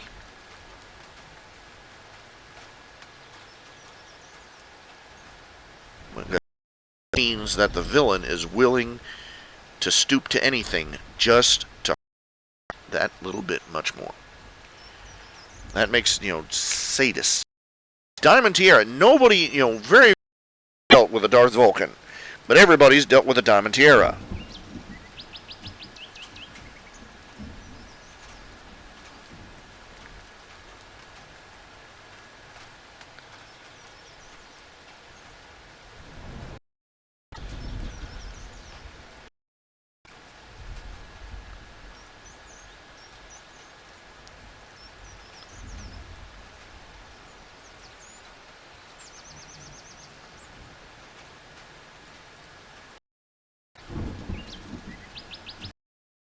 Complacency.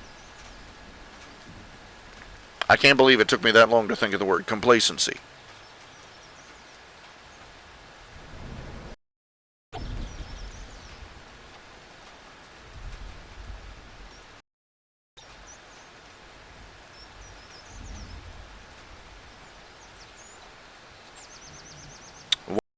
Complacency is generally the world, when you're a pony in Equestria, the world generally leaves you in peace. every now and then you'll have a little problem pop up, like a hydra coming out of the woods. But once it's dealt with, it's dealt with. There are rarely ever any lingering after effects.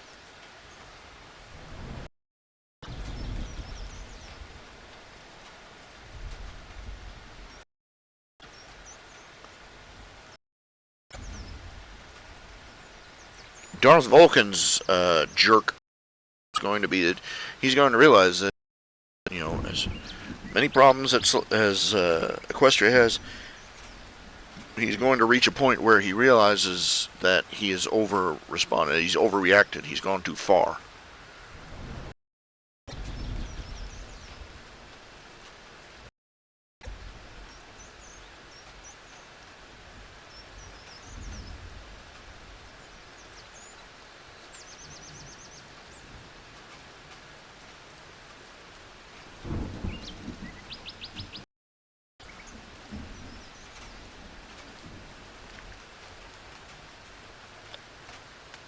Yeah, pound cake and pumpkin cake. What gets me is that the unfortunate that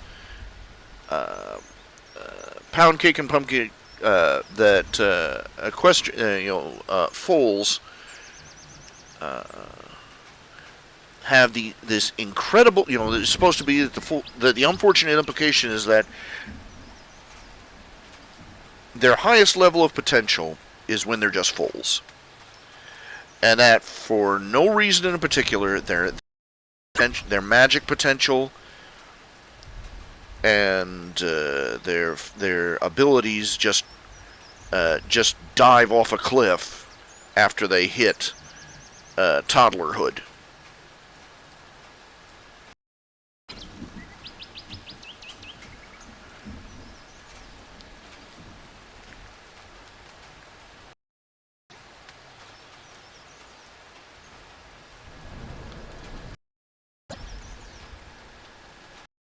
Kind of sad to think that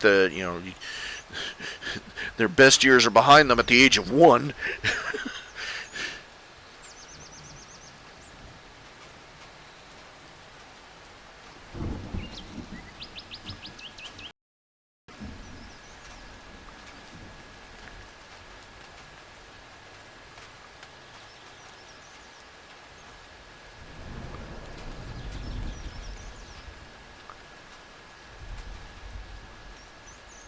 Okay, I made you think of something with my 20-something protest comment.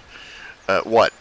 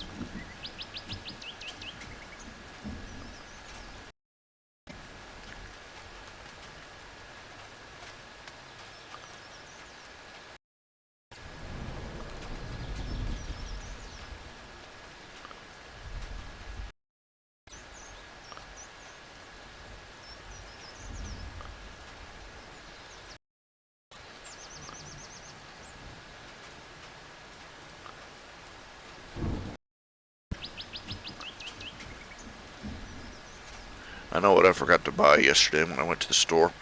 Pork rinds. Pork rinds.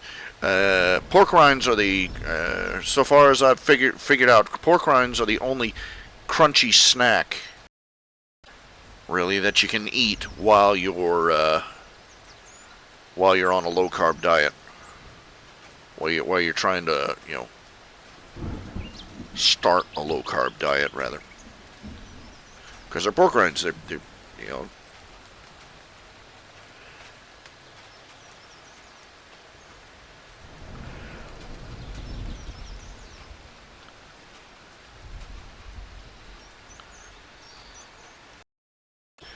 yeah. My parents were the same way. They never lied to me about Santa Claus. They told my sister and me he was making.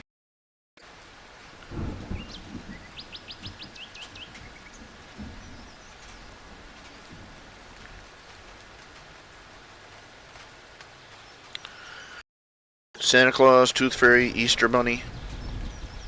They didn't do any of that nonsense.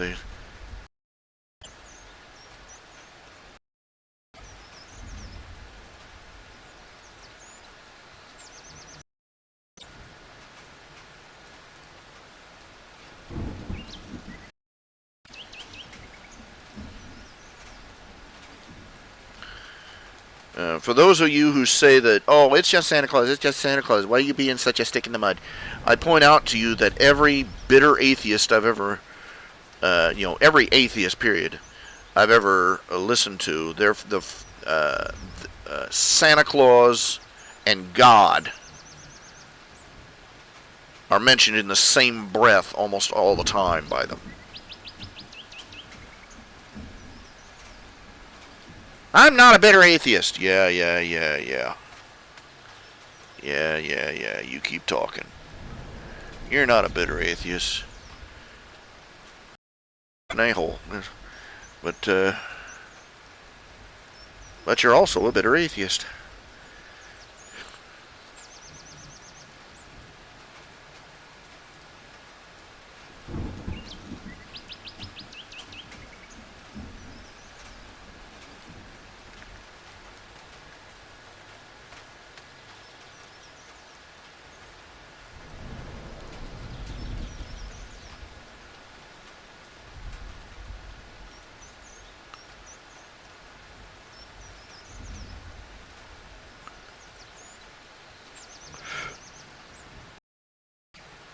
Yeah, people got all over me.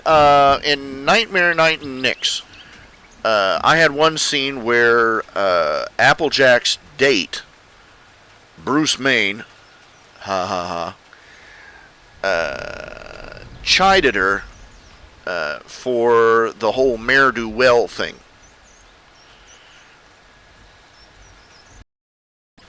He said, first of all, it was a minor point that it hurt Rainbow Dash's feelings, but his big issue was what it did to the kids,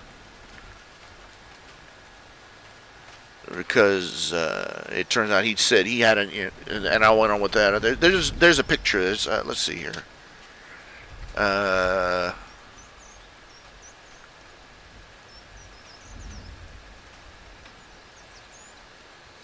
I've been just running this in a circle, I haven't let you see anything that I've been drawing lately. But here, let's see here. Let's see here. DeviantArt.com. Let's see. Mayor Do Well. I think it shouldn't be too hard to find.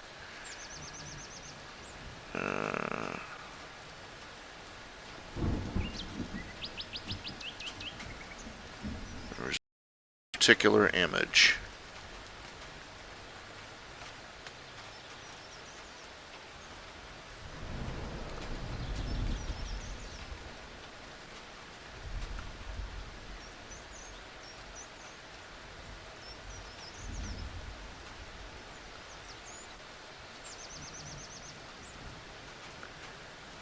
This will take a minute.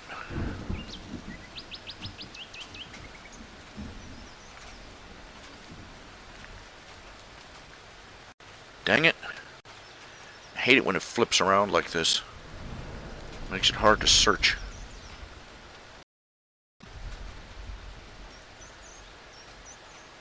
Well, anyway, in the image, it turns out that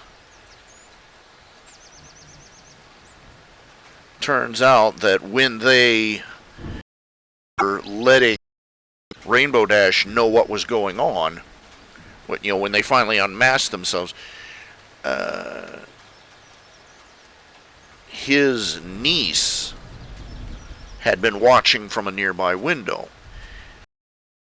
She had seen that Mare Duell was nothing but a bunch of, there was just a bunch of mares running around, a prank on their friend, and it had shattered her.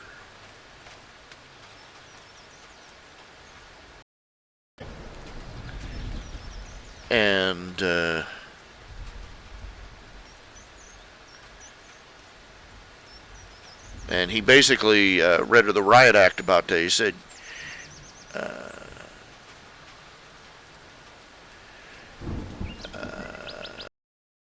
took me.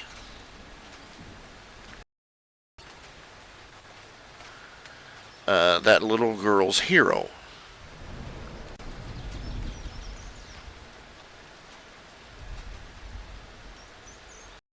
Did it for a terrible, you put on the costume for a terrible reason. To teach, to hurt your friend's feelings and humiliate her in front of others. And you didn't care about. Well, anyway, everybody got all upset because I put that in the middle. And that's the point that Nightmare Night and Nyx, the whole arc of the story of Nightmare Night and Nyx was about Nyx finding out the horrible myths that people had been making up about her as Nightmare Moon. And the whole is that lie to little kids.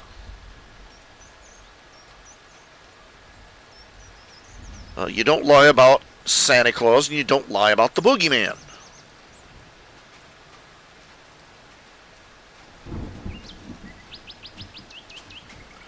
Yeah, people did a lot of Mare Duell drawing.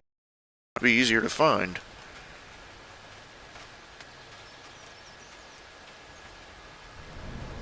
Good.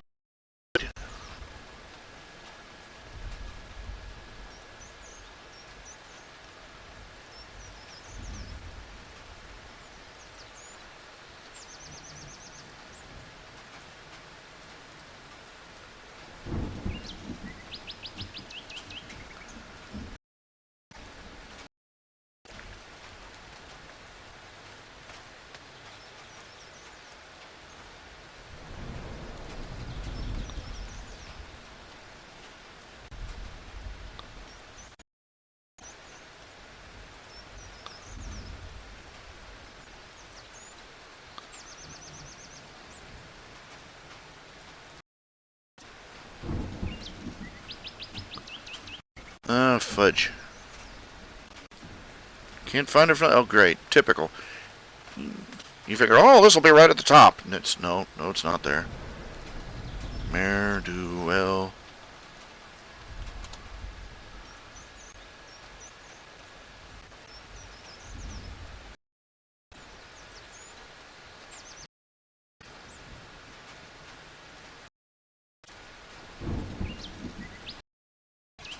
Let's try Google.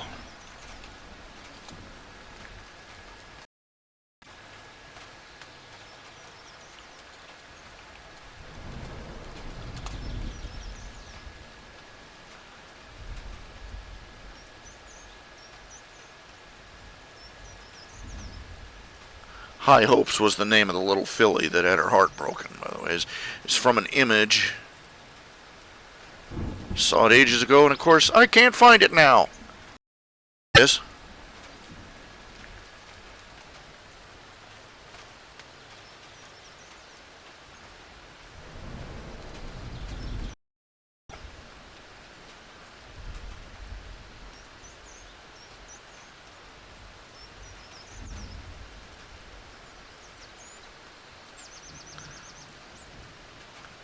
You can see right here.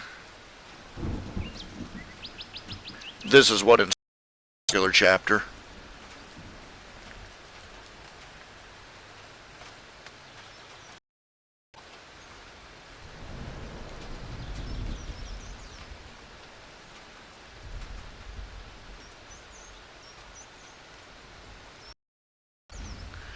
And I and what most is that Rainbow Dash was perfectly cool with it.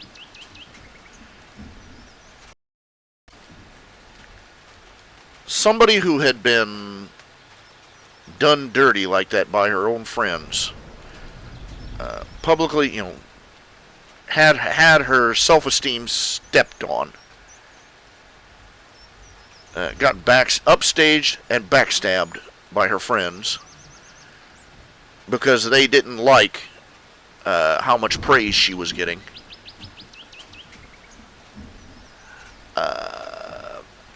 There would be words said that would not be taken back for many a week.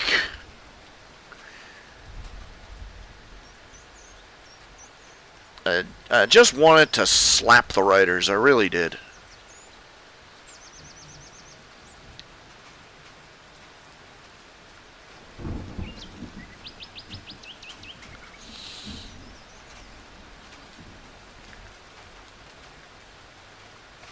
Oh, I didn't let you see it.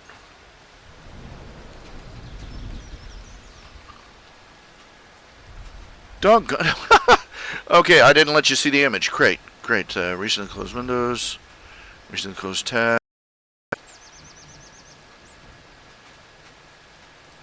There we go. Let me. I'm sorry about that. Here we go. Here's the image in question. Me in a little bit. Image. Zoom.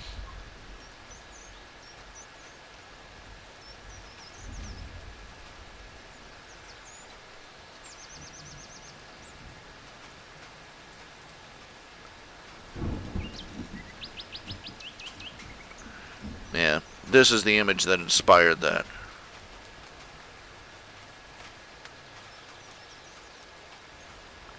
You don't lie to little kids. You don't do that.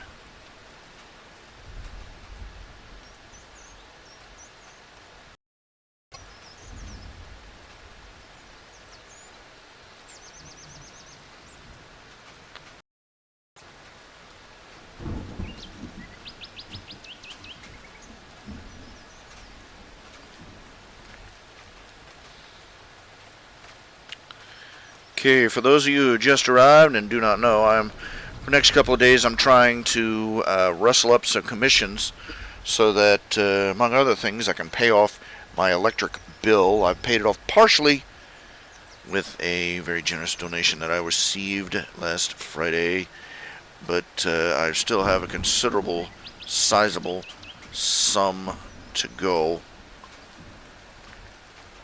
Well, if you know anybody who'd be interested in being a Patreon patron of the arts, poke them in the Patreon page if you would. There's a link on the main page, www.irishjr.com. In the next month, let's see. I think I have 2 more payments. In the next month or so, I'm going to lose $400 in monthly income, essentially, because those will be the last payments I receive for that land sale I made all those years ago. And as you can guess, that's going to leave a considerable hole.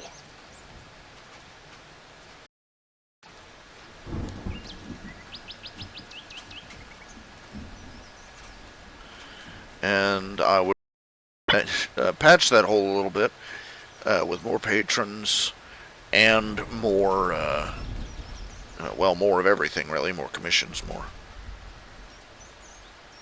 more readers, more donation, more everything.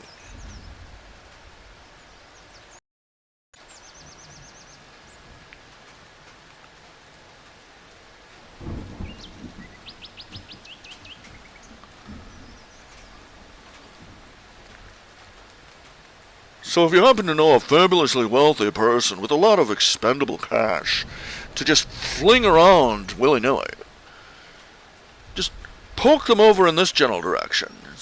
They can look at my website and it's, oh, this is so droll, Guinevere.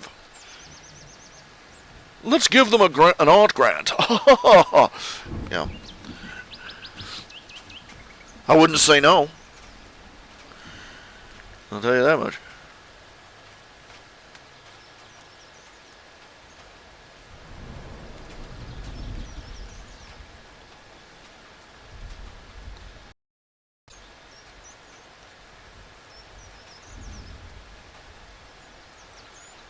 I used to drive my dad crazy saying that.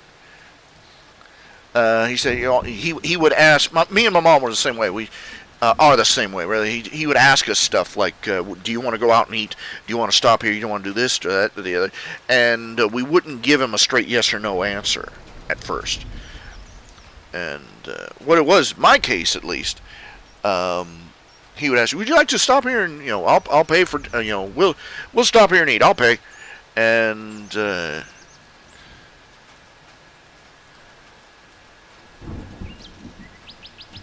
what it boiled down to is what I wanted to say was, well, I want to say yes. I feel kind of guilty about it. So I would say something like, I wouldn't say no. It really did.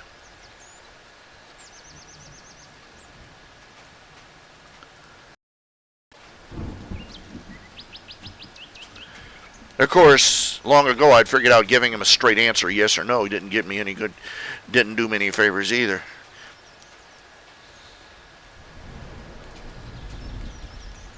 He made the mistake of asking me a couple of times whether I wanted to do.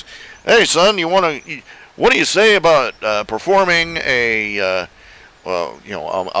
doing a music solo in front of the church for a church special? And I looked him dead in the eye. I said no.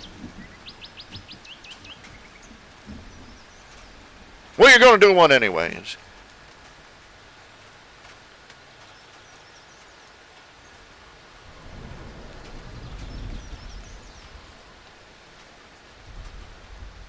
I'm still irritated at him about that kind of thing.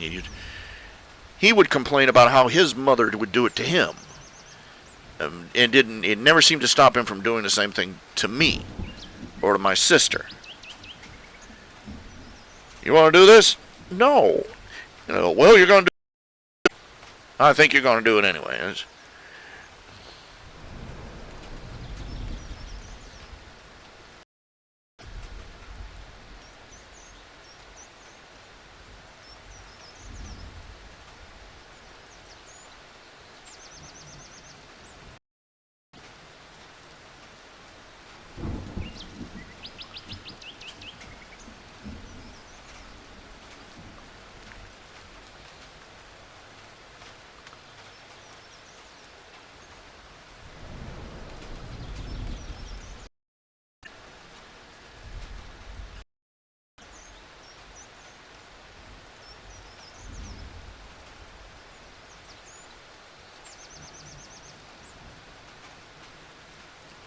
Might have to adjust that a little bit.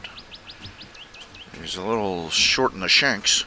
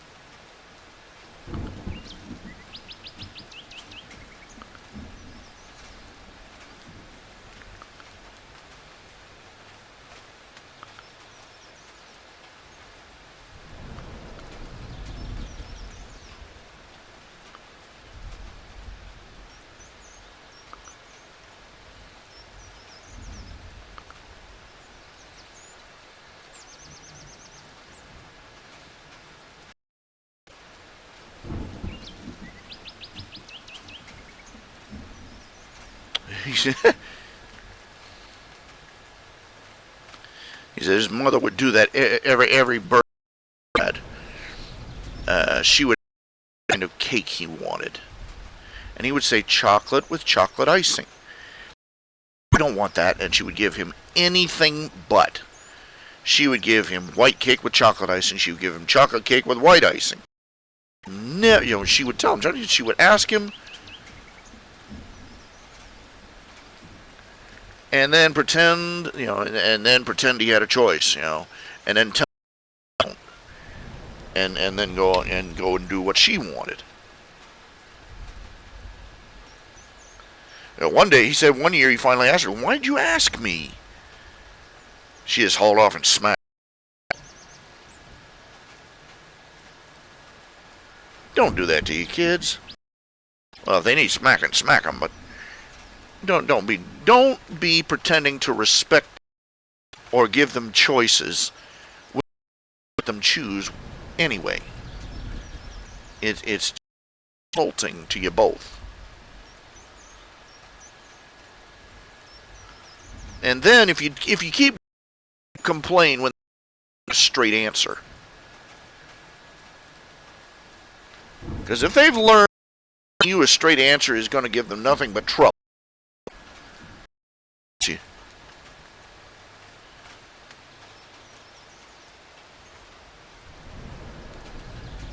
Where did my children learn to lie to me like they do? Where did my children learn to lie to me like this? Well, they didn't need to be taught anywhere. But I think it might have something to do with the fact that the last time you spoke to them, you come in there, you find they've broken. You do this? And they said yes, and then you beat the stuffings out of them. They've learned the hard. You the truth was a quick way to get smacked. Gee, I wonder why they started lying.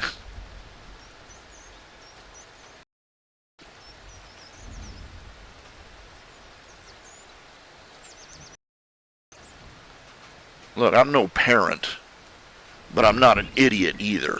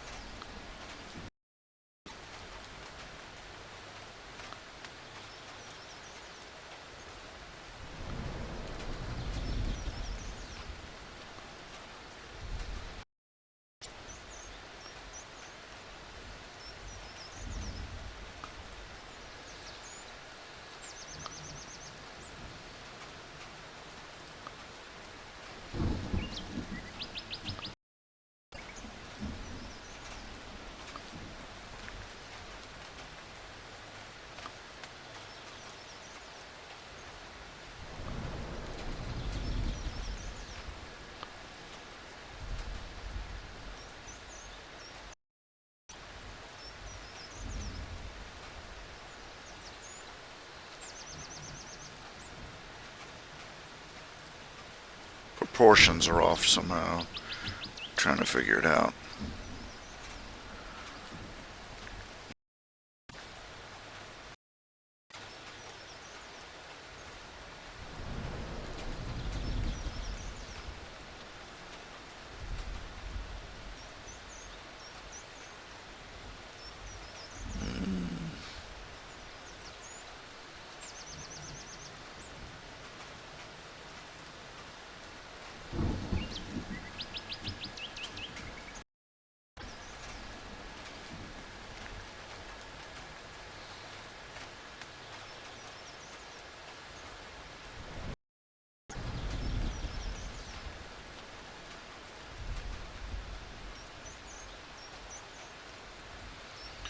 you remember from Your Dragon 2, they had that scene where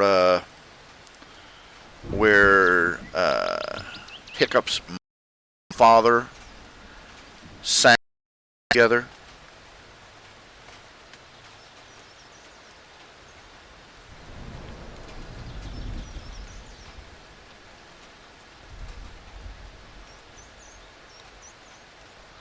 And then Gobber, and he wrecked the song.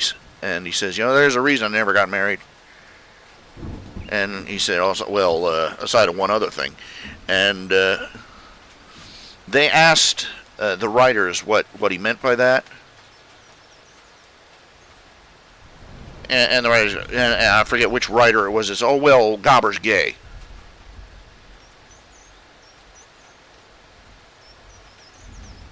Well, what? Just threw up a little in my mouth. It's just what?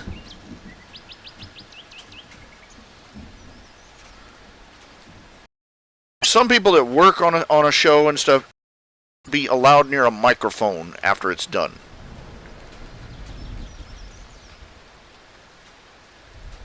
Chris, everybody in Hollywood got some sort of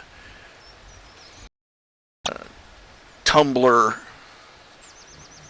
social justice warrior issue to drumroll.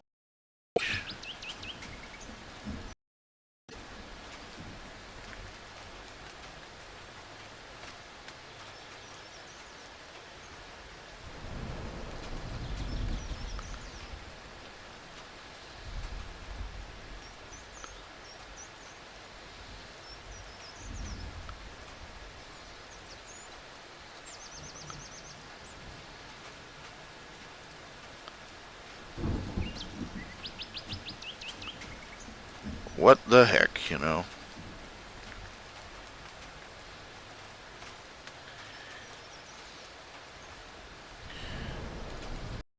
Voice actor for Rainbow Dash and Applejack posting a lesbian wedding drawing of Rainbow Dash and Applejack on her Tumblr site. And everybody just applauding her. How courageous!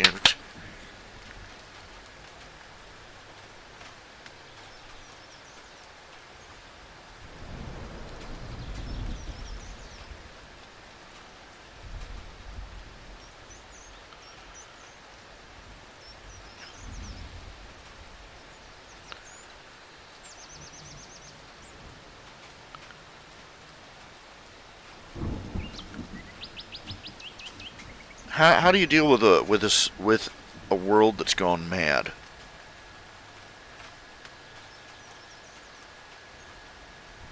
How long do you think it's going to be before the members of NAMBLA are up there getting applauded?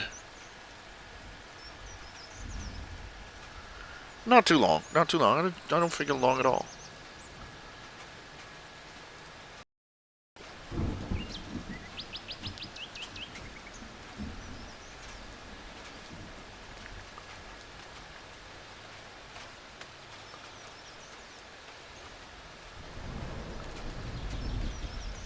I can hear them right now. How dare you associate homosexuality with pedophilia? How dare you make this associate? Well, if the butt plug fits.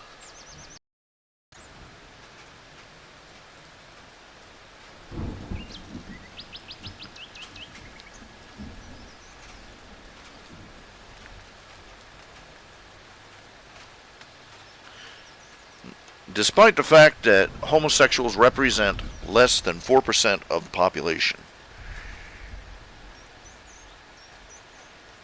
over half,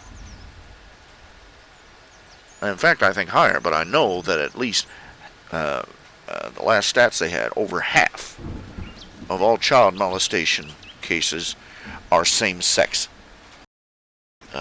Men molesting little boys, women molesting little girls. Crap, you got these freaks on some of these forums drawing in the furry fandom and some of the sicker groups associating themselves with the My Little Pony fandom, drawing kitty porn of the underage characters. Oh, well, they're not real characters. It doesn't really count.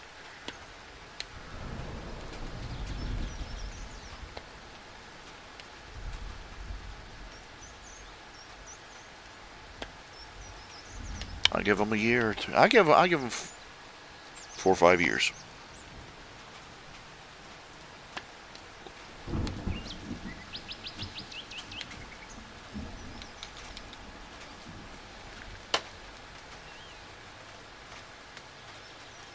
Yeah, they're going to push for legalization.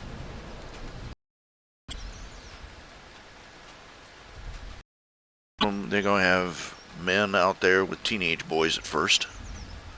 You don't understand our love. No, and thank God I don't.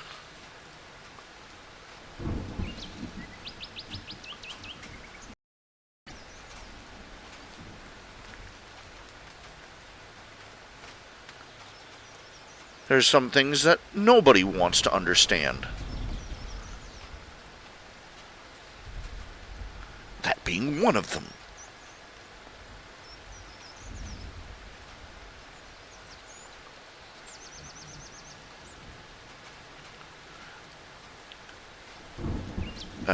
I'm figuring another 10 years before criticizing homosexuality from the pulpit gets you arrested. Maybe 5 years after that, 10 years after that, you won't be able to say anything about pedophiles without the social justice warriors moving to destroy you.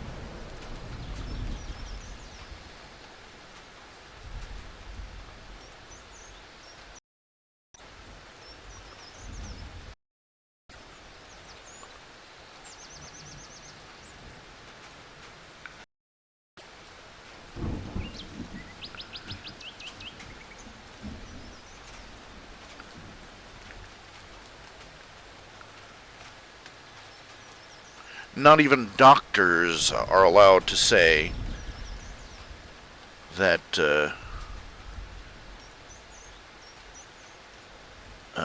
certain sexual behaviors are physically detrimental anymore. They're not allowed to say that sodomy is physically detrimental anymore. They used to call it gay bowel syndrome. Feel free to look it up on Google.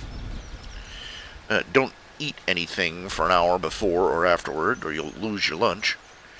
Because we're not even talking about like venereal diseases here.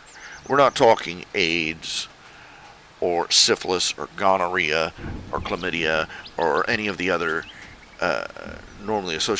diseases normally associated with sexual promiscuity, which all are just ripping through the homosexual community like crap through a goose.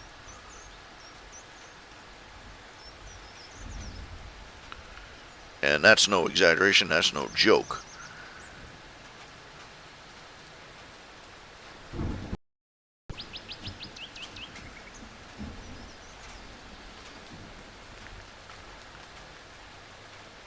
The gay community in your neighborhood's probably 25% penetrated body weight.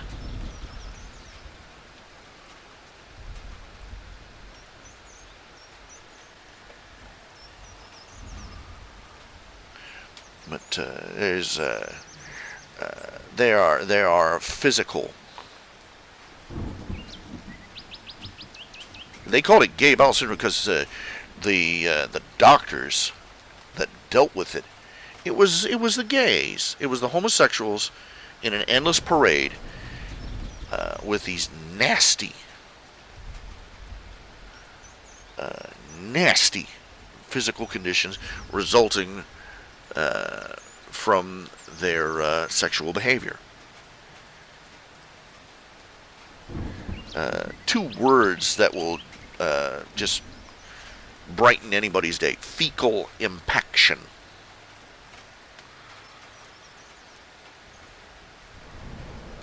See, your butt isn't designed to have things stuffed up it. The result, nearly every time, is pretty much every time, is abrasions, open sores, wounds that get impacted with fecal matter. And you can imagine what it does to the other guy.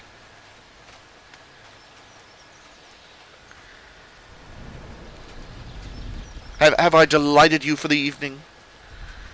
Have I just made your day?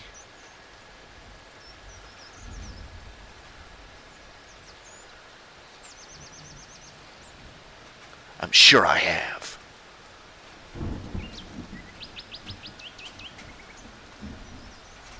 No, I'm not happy about Ireland passing a gay marriage law.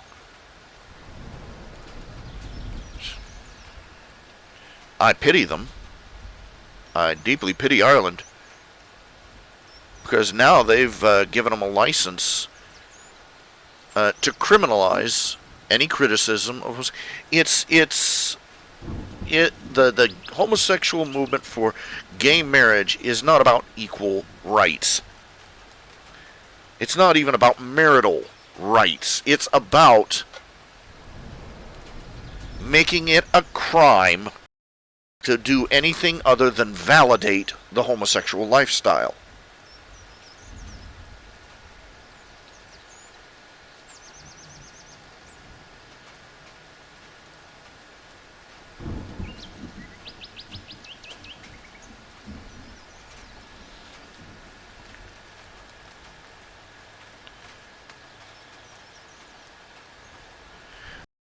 They've already, and don't going to do it either. They've already destroyed people for wedding cakes for them. Think about that.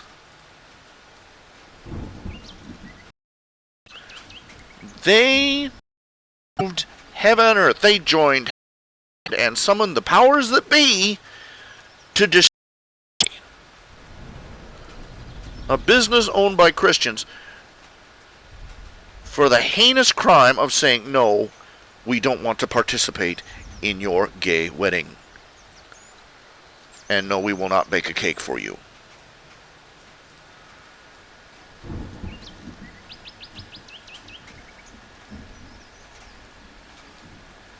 They tried to destroy Chick-fil-A.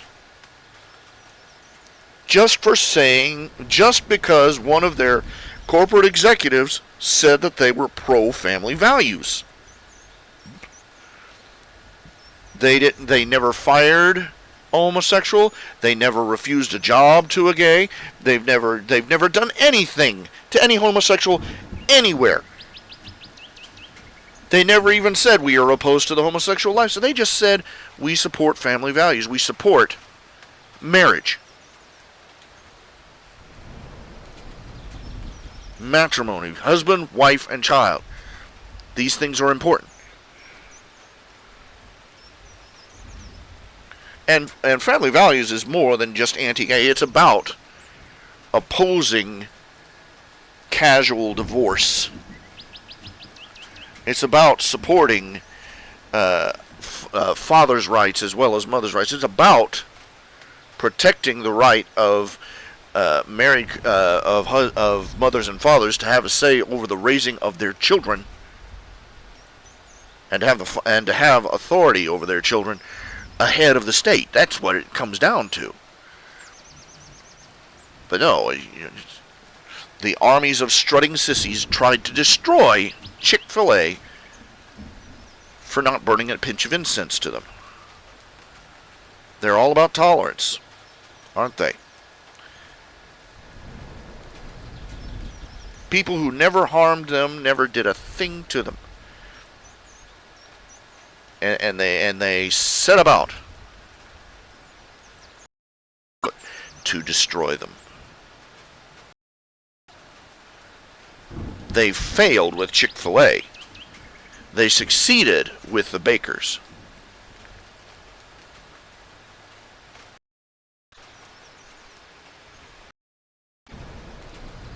And the evil little shits in the city halls and the state government and in the federal government are bending over and grabbing their ankles for the gay vote, are collaborating with them to do it.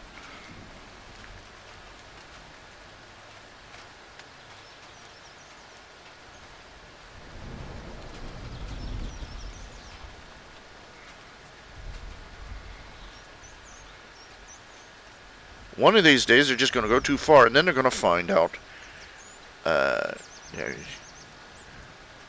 that people will not be pushed. I'm just waiting for the other shoe to drop.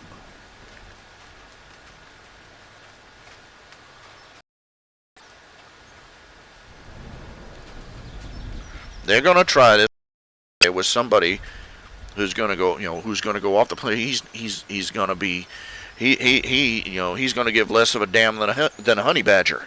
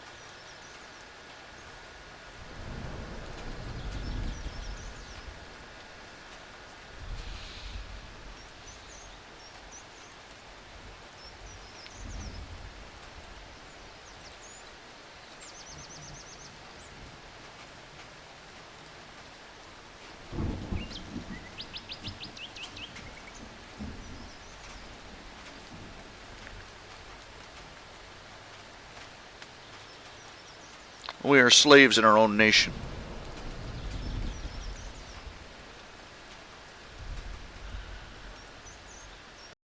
Peasants didn't pay the ratio of tax today.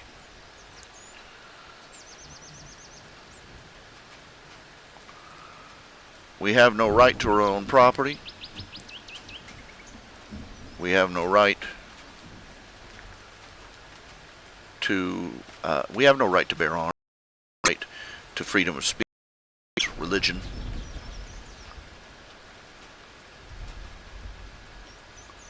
We just have a semblance of it.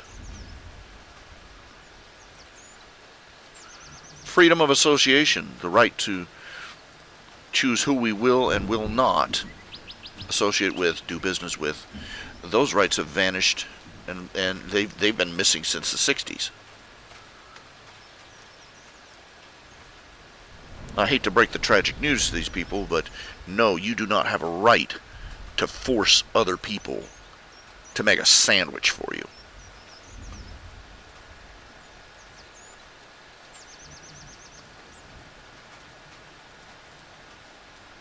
Imagine that.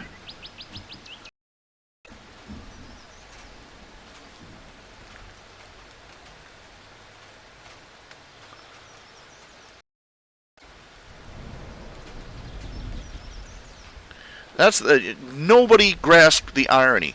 It was one thing They started out, they wanted the right thing. They wanted to end laws. They wanted to they wanted to make sure that everyone had the right to vote.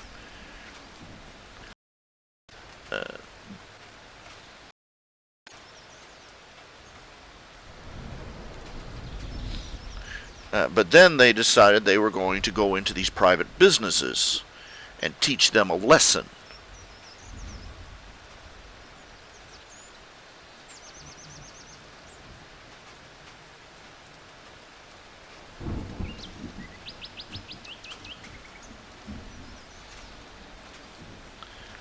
Nobody even noticed the irony that these blacks were going in and using the government to force other people to work for them against their will.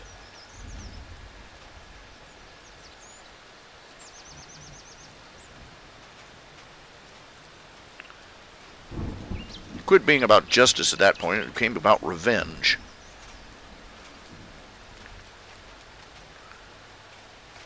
Now this is what government health is. Government health care is. The belief that they have a right to force the medical, doctors to render or to work for them against their will.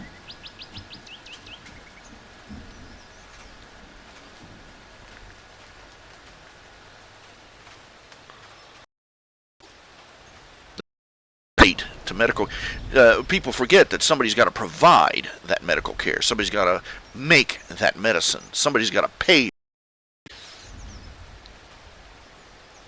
I have a right to health care. Is just saying, I have a right to dip into somebody else's pocket to pay my hospital bill. Do you have a right to do that for your lunch? I hate to break it to you, but eating is even more vital to your continued survival than health care or a trip to the doctor. And hell, a lot more immediate and a lot more universal. But we don't allow that because we've learned the hard way. When the government goes controlling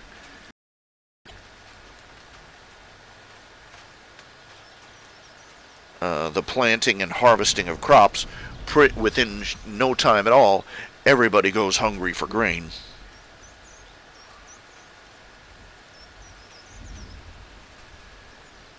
We're slaves in our own nation.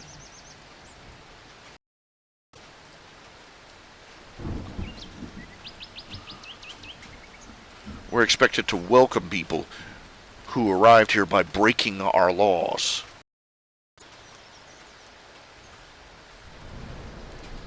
We are libeled and slandered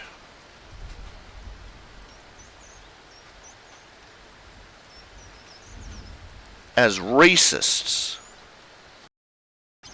if we say anything. We are libeled and slandered as racists and Islamophobes if we dare to point out that the Muslim community is anything but peaceful. We're bigots for pointing out 1,500 years of continuous history. Screw you and your facts.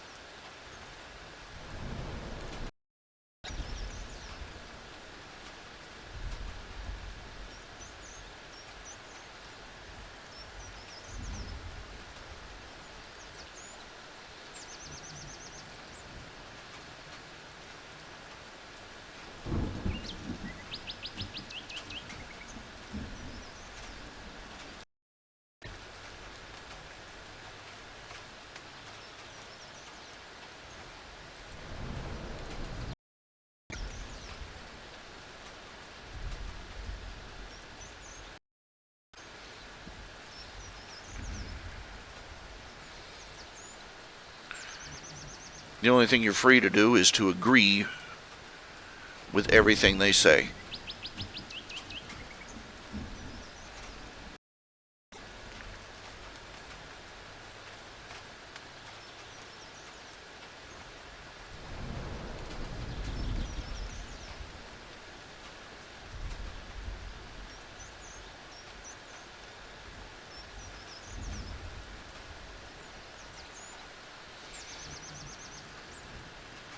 We're slaves in our own nation. We work.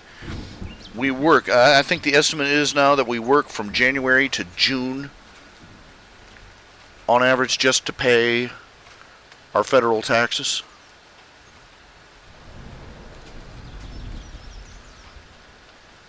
Let's see, Tax Freedom Day. Tax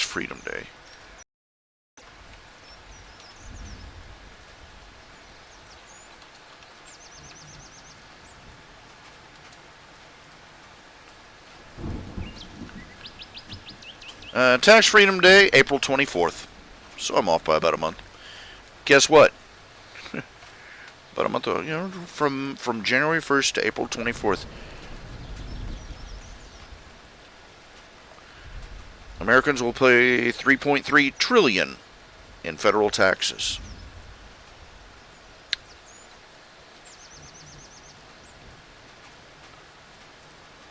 And nearly all of it will be flushed down the commode.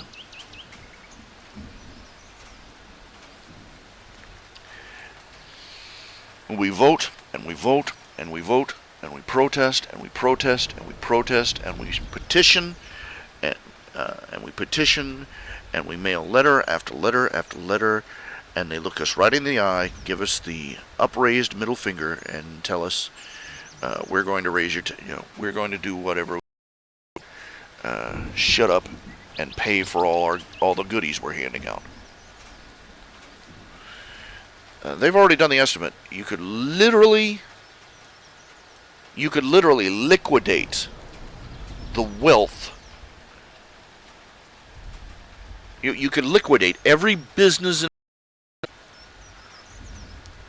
from the multi-million-dollar corporations to the mom-and-pop stores. You could private wealth of every millionaire and billionaire in America.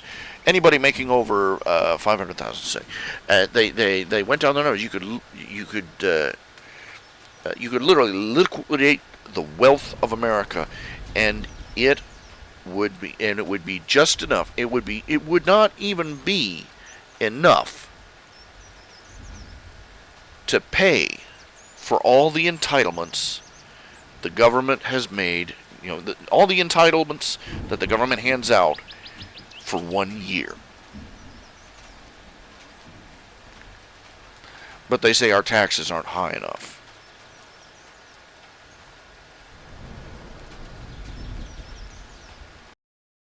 I pay $100 a month in tax, $100 a month in federal taxes for the past 2 to 3 years, trying to catch up and never succeeding. Because some son of a bitch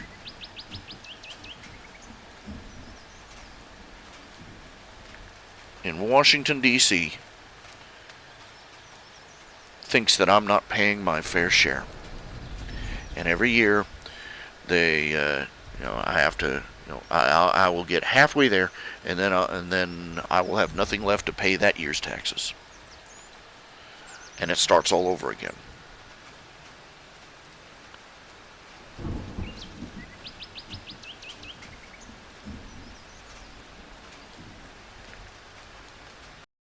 Slaves in our own nation.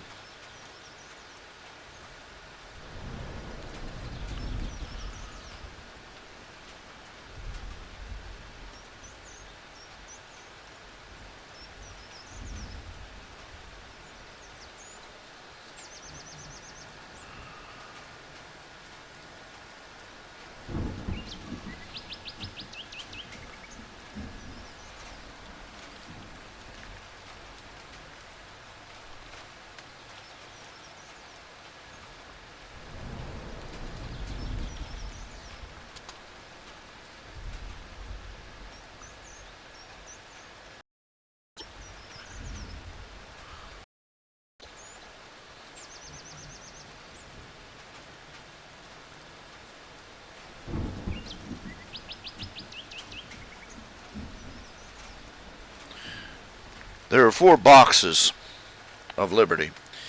The soap box, the ballot box, the jury box, and the ammo box. Please use in that order.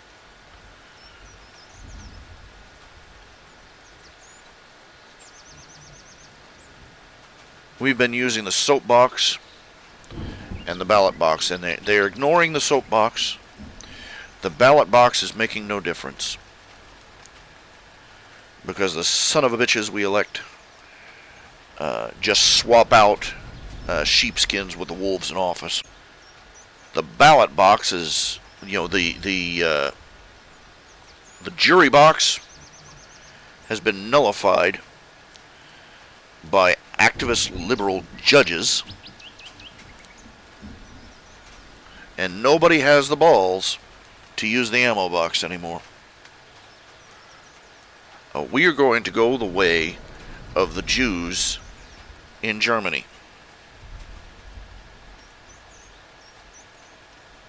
Post 1935. They've strangled us into virtual silence.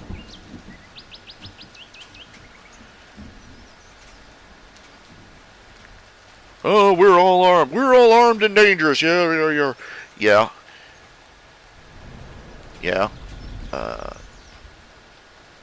You're so intimidated by the politically correct, by the social justice warriors, by the leftists, sycophants running the media, that you're scared to even use the soapbox. And you're going to tell me you're going to use the ammo box when they show up?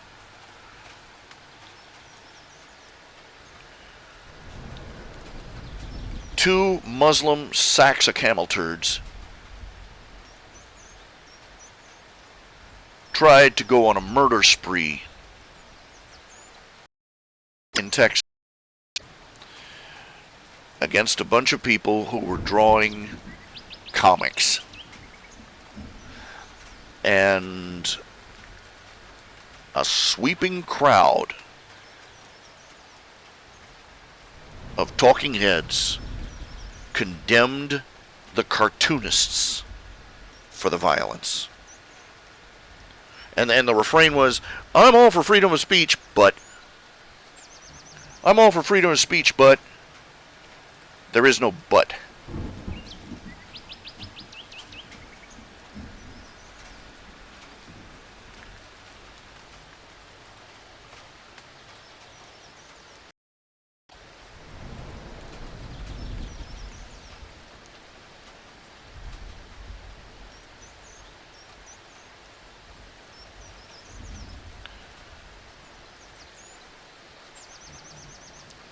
You either are for freedom of speech, even the stuff that's offensive, or you're not.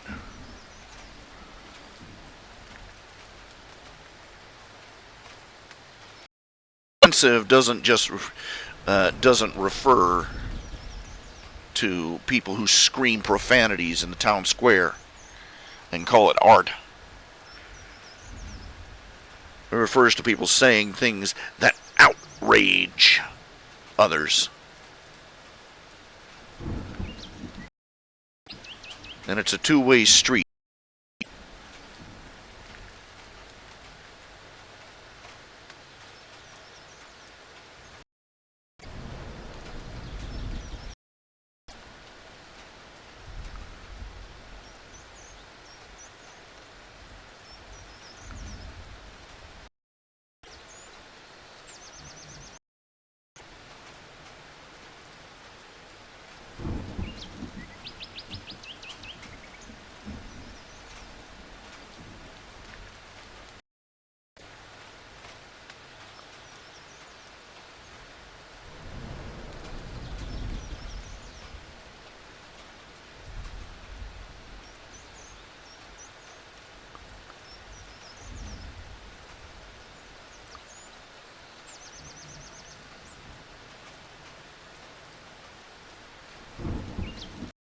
Exist anymore in this country. Because if you offend the wrong people, like I said before, they will move heaven and earth to destroy you.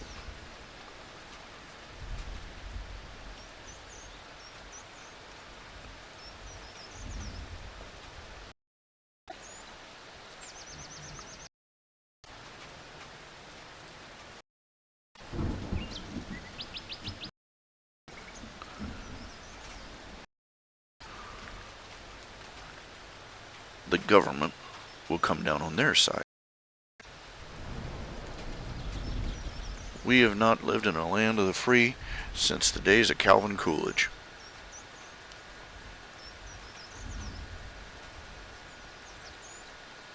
That's the bloody, ugly truth.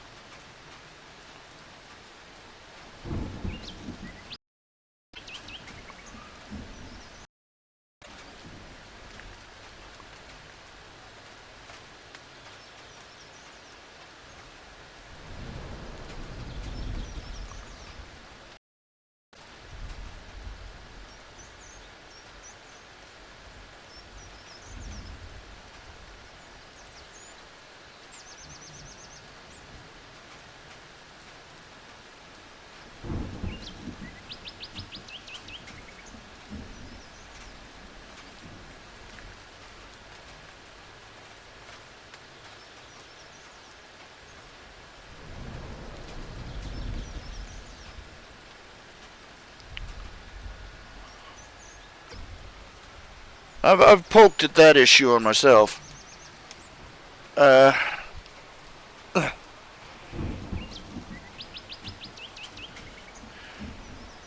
mean, it takes a certain level of elitist arrogance to make a city that nobody else can visit.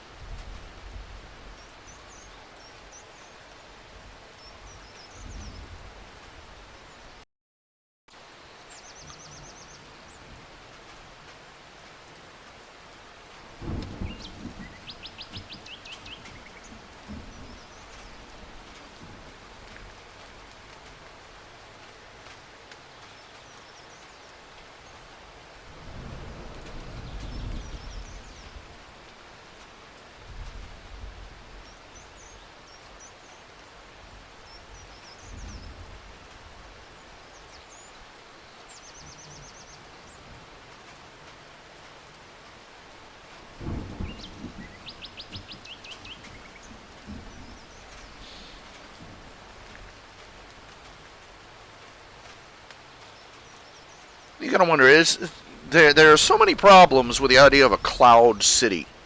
Okay, the way they show it. Okay, the first thing that comes to mind is sewage.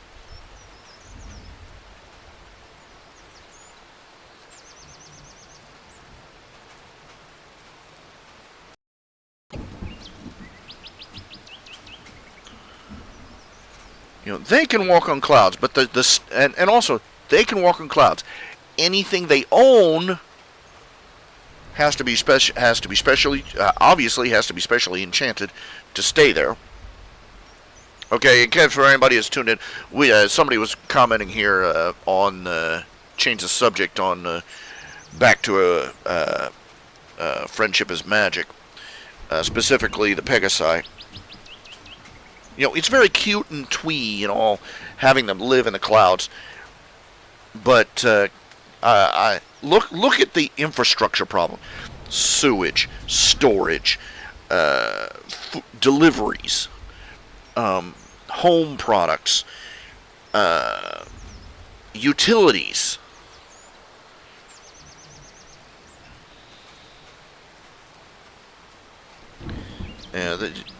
Okay, be right back. Be right back. Just a second.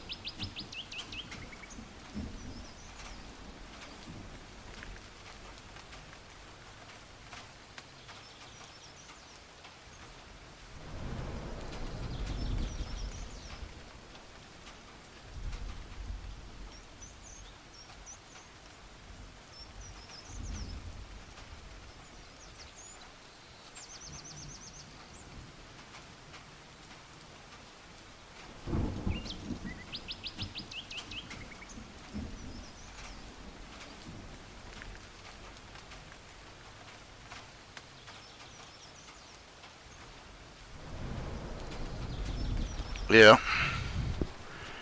Look, I could see them living in the top of trees. I could see them living on mountains. I could see them even living in flying cities that were made of something besides clouds that only they can walk on.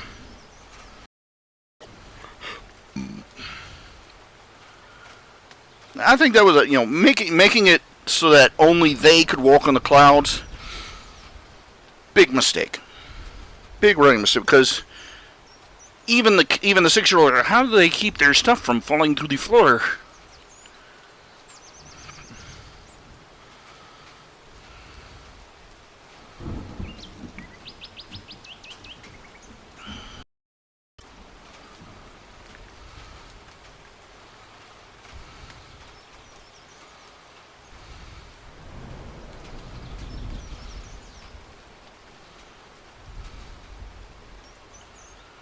Oh, of course, they're all, they're elitists. But let's be honest, so are the unicorns, and in their own way, so are the earth ponies. When they're given, of course, when an earth pony is shown to be elitist, they're called racist. Because you see, us redneck hicks, no, we can't be elitists. We're dirt people. We can only be racist bigots. If you're an elitist, you're an elitist because you have something to be elitist about. But if you're a redneck, plow pushing redneck, dirt living redneck, you ain't got nothing to be proud about, you bigot.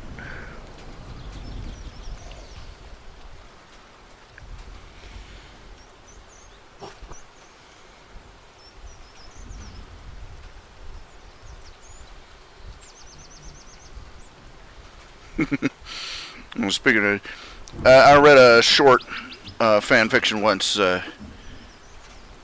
are very few people who write Pinkie Pie well, including the people in the show. Pinkie Pie is probably my least favorite character on that show. Because, I'm sorry, they own the wacky yuck yuck yuck. Goofy doofy, breaking the fourth wall again, yuck yuck yuck, aren't we clever? Once in a blue moon they'll stop and write her with some emotions other than demented gibberish.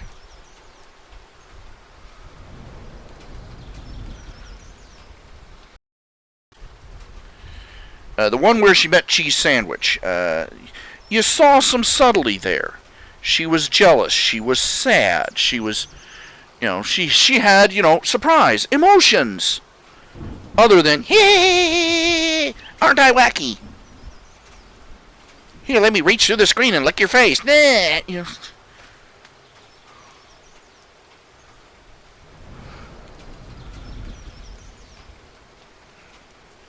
But, every now and then you'll get somebody who adds a little depth to the character.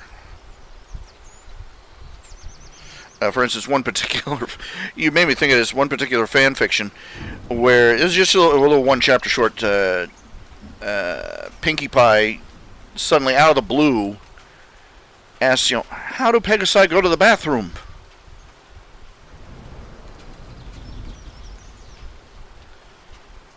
And the others Twilight's like everybody else. And no, I mean the toilet. Get it up there. It's just just how do they keep it from falling through the just how? And Twilight was like, I don't that like I don't know. And she's basically it boils down to is a Pinkie Pie convinces Twilight to cast a cloud walking spell on her, and she goes to visit Rainbow Dash and asks to use her. And while she's in there, she pulls the wrong lever and gets the cleansing spray of her life. She comes back out and she's going into she comes back into Sugar Cube Corner after a little visit. She's sopping wet and got a grin fixed on her, just a horrified grin on her face, and her eyeballs are sort of floating.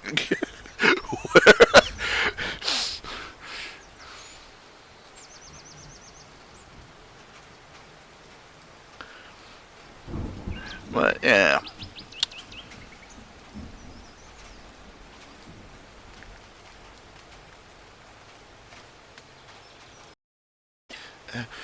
It's the consequence of people not thinking things all the way through. They don't think one step ahead, much less, the 3, 4, or 5 steps ahead you have to think when you're writing or world building for a story. What about? One of the things that's bugging me. There's one story I'm reading is a Ponyville, and a western town from America both get teleported to a third planet, and apparently somebody is snatching small towns off of different worlds and different universes and plunking them down all over this planet. And these two towns are the first to arrive, and the humans meet the ponies, and the ponies meet the humans, and they merge together, and they form one settlement. They call it Unity, but the one thing that was missing, the one thing that has been driving me nuts, is because chapter after chapter there is not a single human. There's not a single man, there's not a single woman, there's not a single child who sees these living plush toys walk into their town and goes into a squee frenzy. I'm still waiting for that. I'm sorry, I don't care how out of sorts you are with the situation, or how I mean, the cute has walked up to you. There is no resistance. Resistance is futile. I mean, sorry. Just one scene of a townie going, that's so cute.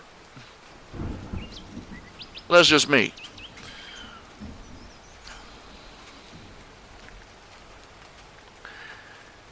The natural reactions are missing.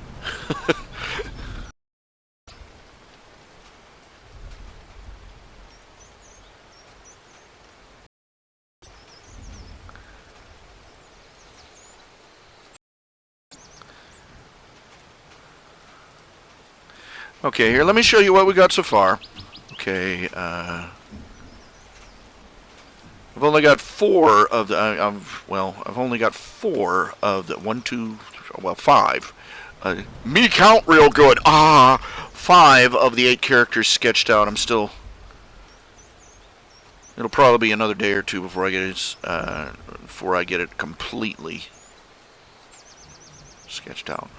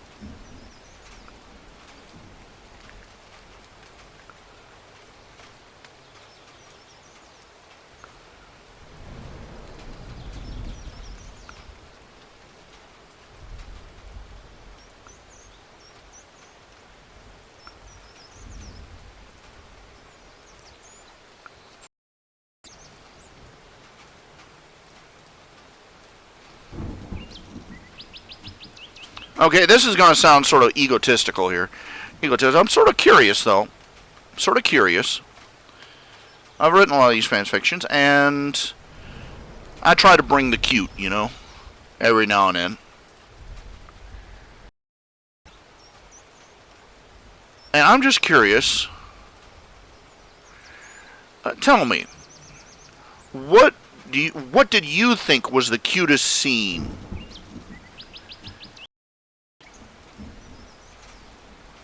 in stories I've written?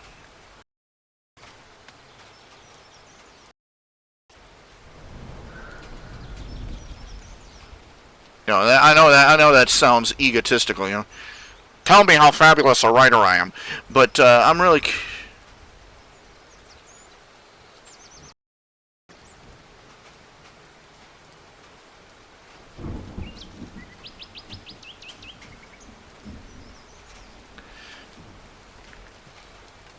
I'm sorry. It's one of the things that it's a fanboy thing. You can't tell me that if Pipsqueak or Dinky came toddling up to you, that you wouldn't be scooping it up off the ground. Oh, I want to put the little footsies. Yeah, I know. That's. I'm going to play that for a scene in one of my stories eventually. One human in Equestria story. A female human, a woman comes to Equestria. And all the ponies are walking past her in Ponyville. She's sitting on a park bench, biting her lip and sitting on her hands. And they're like, what the heck's wrong with her? And somebody will finally explain to them that she was instructed by the diplomatic envoy not to go grabbing ponies and scratching their ears and stuff.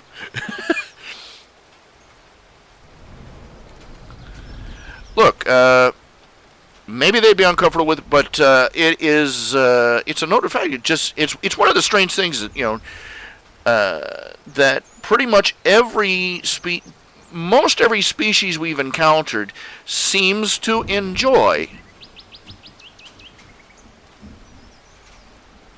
human contact, being petted, having their ears rubbed, that sort of thing.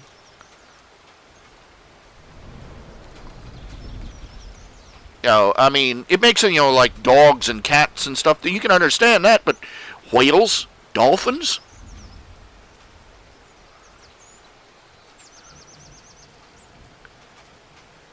I guess when you can't scratch, that's a big thing there, right? But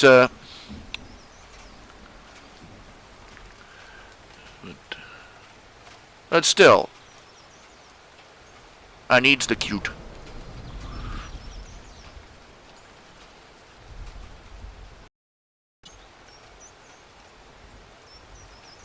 And I'm still painting this mental image. I'm seeing somebody evil sends Mrs. Cake out with the Cake Twins, and the woman nearly explodes. Of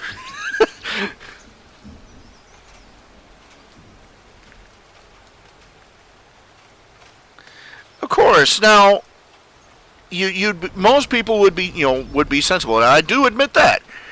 But if it came forward with some understanding first, don't run up and grab them. It'd be like if somebody ran up and grabbed you off the street, But there's got to be, there would be at least one person who would be going, "Oh my God, that is so adorable."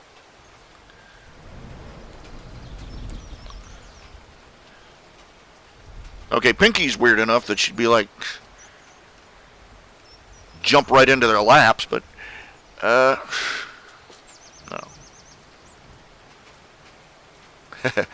Luna's addiction. Oh yeah. I had to come up. I tooled around with that for a while. I was everybody noted that after the very first episode of the show, there's Luna, little Luna. And then she disappears for almost 2 years. And the fans are going, "Where is she?" And my explanation as to why Luna was not out and about with the public, it wasn't that she was depressed and hiding away from the world out of her guilt or anything. And it wasn't just that she was trying to get up to speed with current events. It was that she had been on the moon for 1,000 years in a state of complete deprivation.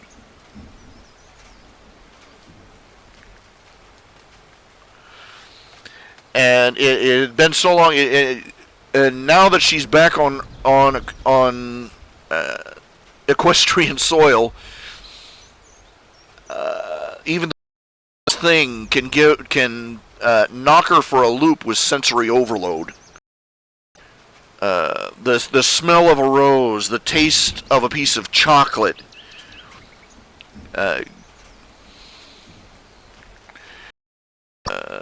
particularly pretty painting, and it's like for her, she's trying to reacclimate, because for right now, any pleasurable sensation is like taking a hit off the world's biggest bong for her. At the end of the story, they found her lying on her back in the posies, singing "Lucy in the Sky with Diamonds," and downing a chocolate malt.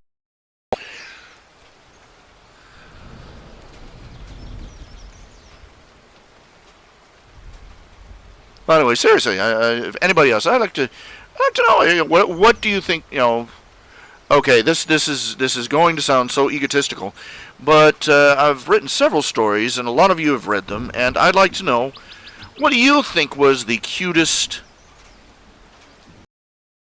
What sticks out to you as the cutest scene in any of my stories? I just want to see if some of the scenes I've read have the same impact I think they do. This is why I go to TV tropes, because I like to look up this, heartwarming or hilarious or awesome, and see what.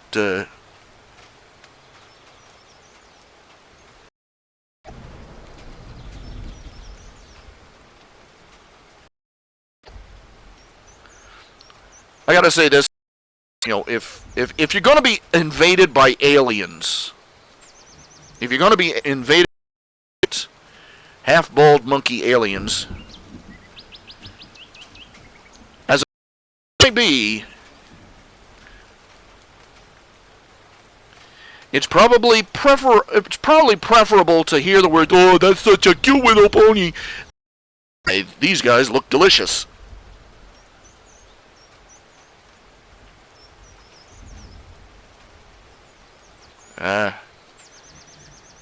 Cutie Mark Crusader artillery, yay!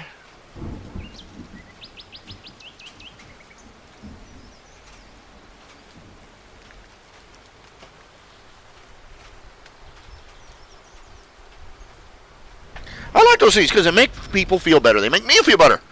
They make me feel good.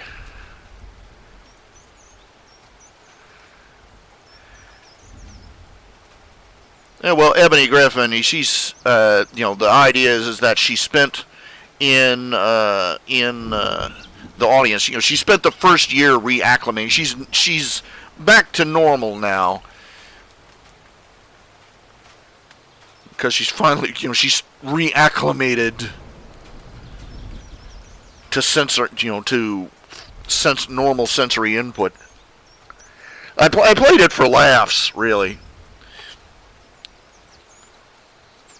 About the time I came out with that chapter, Film Fiction was doing little writing contests. One of the writing contests, somebody got tired of all the sad, guilty Luna stories, and he said, "Okay, quick 60-minute story contest.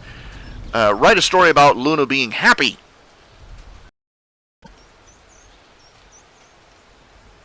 And I'm like, okay. It didn't come out in time for the contest, but that was my idea.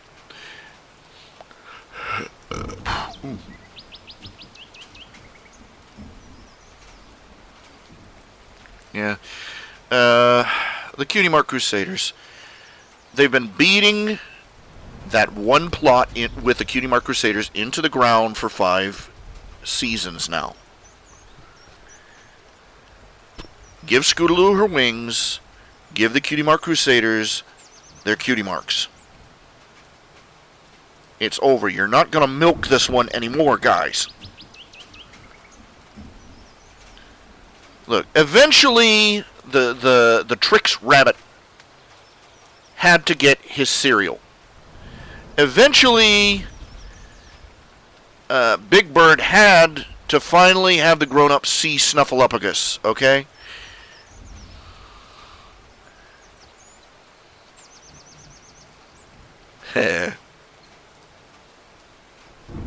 That was Apple Bloom right there. The one with the helmet.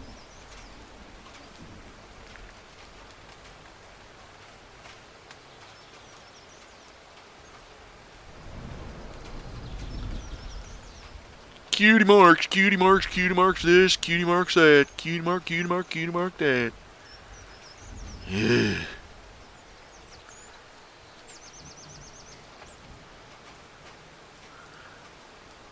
They have 2 tiers here, you know, characters that are old enough to appeal to older kids, and the little ones, you know, to relate to more than one age group right there. They got a perfect opportunity right there, but they waste it. All they do with the Cutie Mark Crusaders is cutie mark, cutie mark, cutie mark, cutie mark, cutie mark, cutie mark, cutie mark, cutie mark.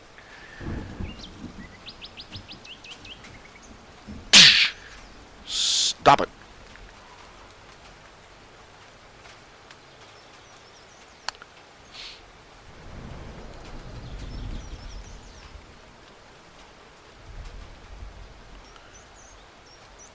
I want to see an episode where where the first one gets their cutie mark and they have to decide how to deal with each other now. I want to see an episode where Apple Bloom goes, hey, didn't I used to have this friend named Twist? And has to patch things up because she's been neglecting what used to be her best friend. I want to see an episode where they start dealing with the fact they've got their cutie marks, but guess what? Not everything has been solved in their lives. They've still got problems. They're still not sure about the future. There's, you know, and just come on, you know. Move forward. The other characters have character development. It's time for the CMC to have just an itsy-witsy bit.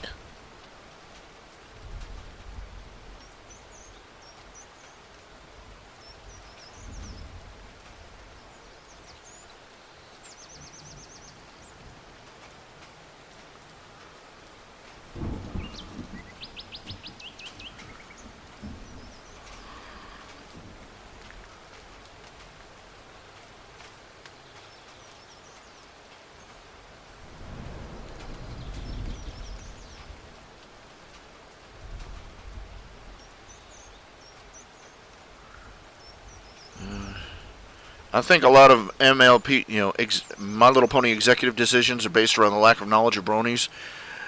I think a lot of MLP exec decisions are based around the lack of knowledge.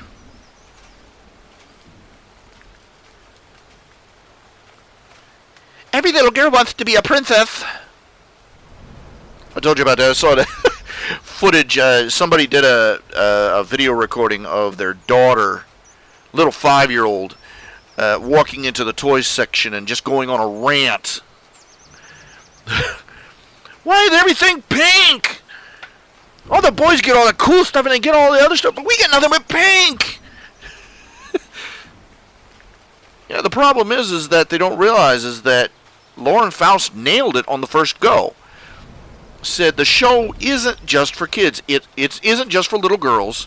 It's for little girls and their fathers who are sitting on the couch next to them, and their big brothers who are waiting for their turn to pick the next show, and for their mothers who are on the other side of the couch. You know, that's one of the things that we lost after cartoons stopped being aired in movie theaters and started being aired on television, because Back in the days of the serial movies and the down at the Bijou, they would air several shorts before the main feature, and among those would be Looney Tunes, Merry Melodies, Silly Symphonies, animated shorts from all the companies, Disney and Warner Brothers and a couple others, and the people that made the animation knew that it wasn't just kids in their audience. So they made them so that they were entertaining for the whole family.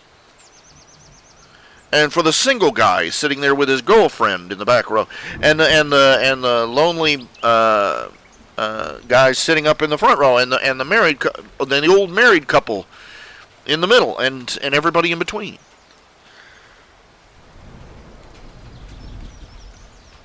Then came the age of television, and people and executives came under the incredible delusion that everybody in the family had their own television set.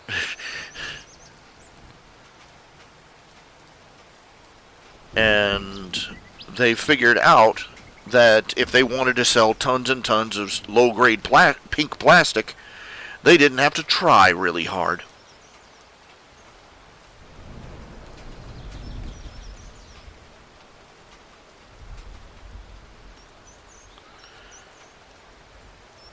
Oh, crap. You telling me they didn't...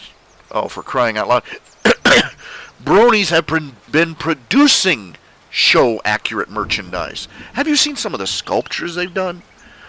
It's absolutely gorgeous, actually. It's beautiful skill. It says something that fandoms inspire such creative talents out of people. Sometimes I feel like a great ocean of potential has been lost by the rarefied few who are supposedly the elite, the gatekeepers, the ones who are making a bottleneck for the rest of us. Just how many? If it hadn't been for the internet, how many millions of creative people would have never found an outlet?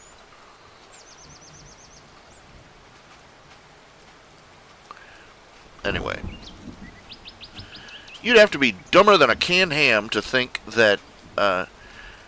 Look, even kids are not satisfied with merchandise that isn't show accurate. I was a little kid. I remember seeing the Transformers on TV and going to look at the toys in the store and going, these look nothing like those guys.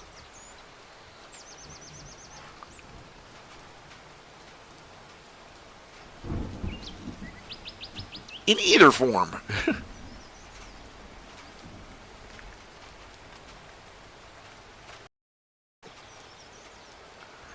Well, the animation age ghetto is fading away thanks to the advent of anime and manga crossing the border, and various more mature animation efforts being done. The Simpsons, for one thing. The old animation is kid stuff excuse is dying.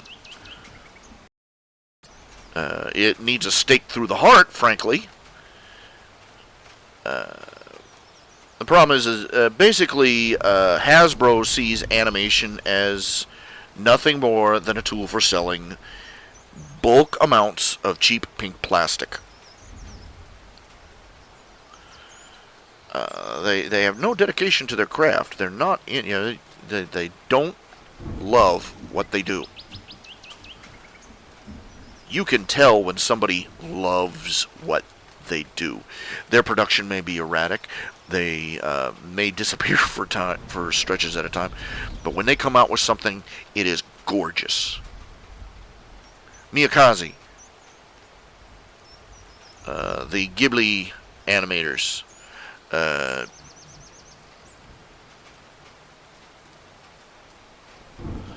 thousands and thousands of people who do their stuff online and post them on YouTube for nothing more than a couple of kudos from strangers.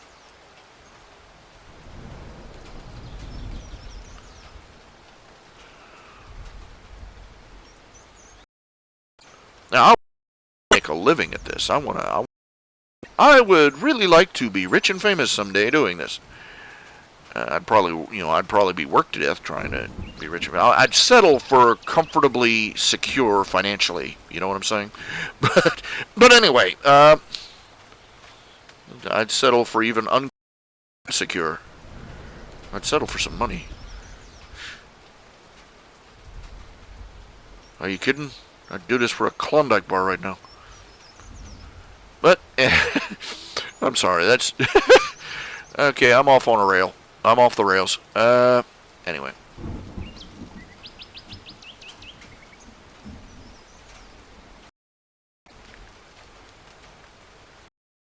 That's not gonna work.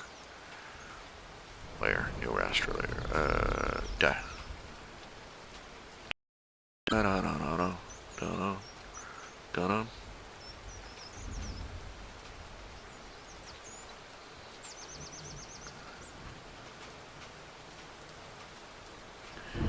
Gotta look and see if the spear guy carries a spear or a halberd.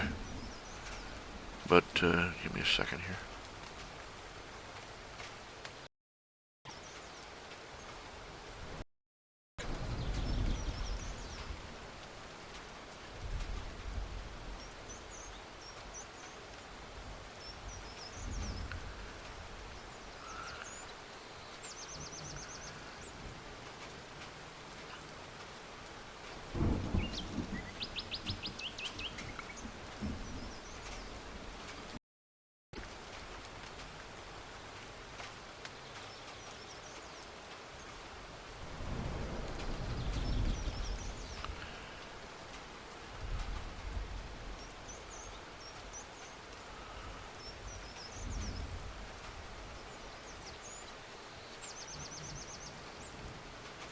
MN carry permit class. Oh, well, congratulations. Open carry or concealed carry?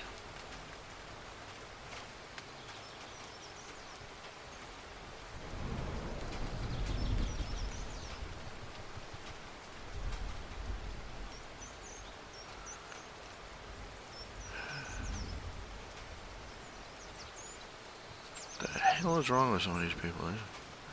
Doing this here.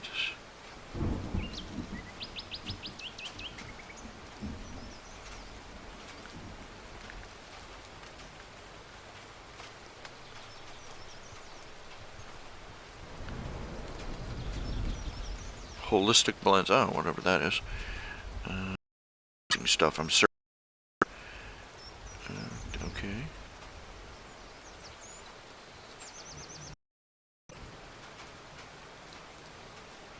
Well, congratulations, Amiga Dragon, on getting your carry permit. Oh, well, that's good.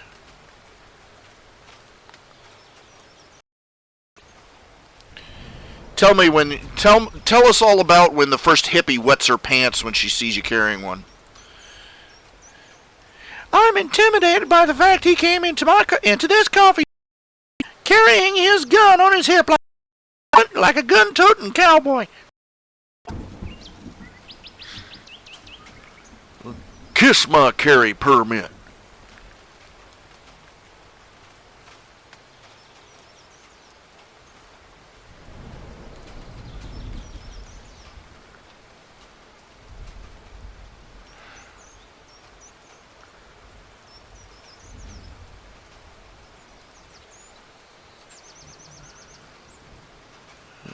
I'm getting seriously hungry.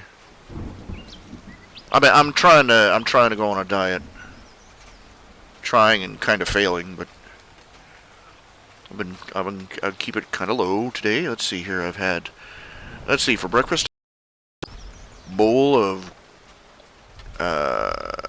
Rice Krispies, milk, and a banana.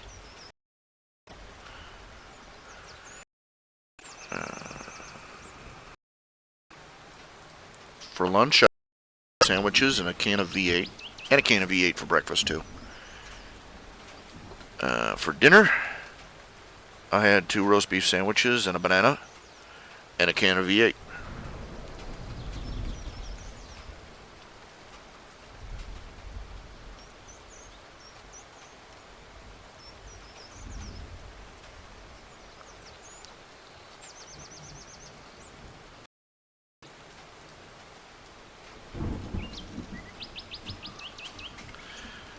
But I am getting it. That's been a while ago, and I am getting seriously hungry, and I'm debating on what I shall nourish myself with so as to prevent further hunger pangs without seriously damaging my diet.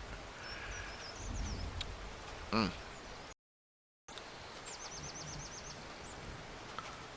Whoop. Oh, I turned off the rain. Turned off the rain. Oh well.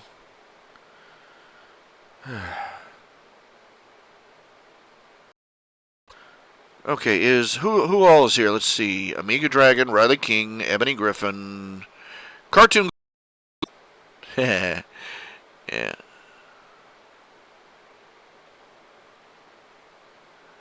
And Zabadar. Is Zabadar still here? There's nothing here that tells me who is and who isn't in channel.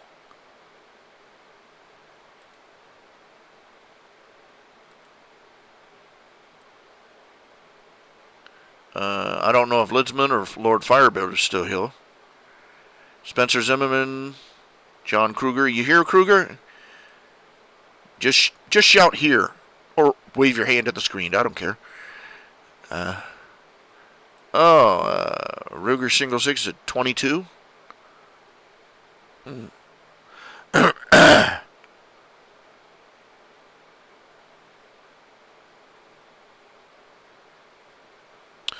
I am an owner of a shotgun. I have owned a shotgun for a couple of years. I have not fired it once. I got a big box full of shotgun shells. It's a pump action. I just simply have opportunity, never found to hunt down a shooting range or an instructor.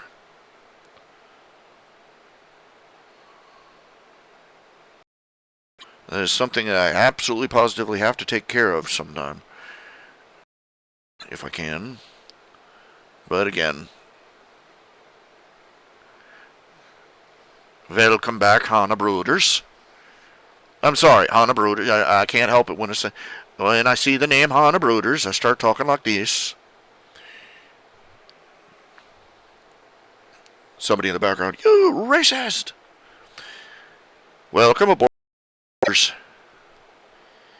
I'll be your host for the evening. Of it. I'm sorry about teasing you there. Glad to have you aboard. Glad to have a lurker. Okay, and once again, I'm just letting everybody know. Is once again, let's see if I've got this stupid thingamajiggy working right.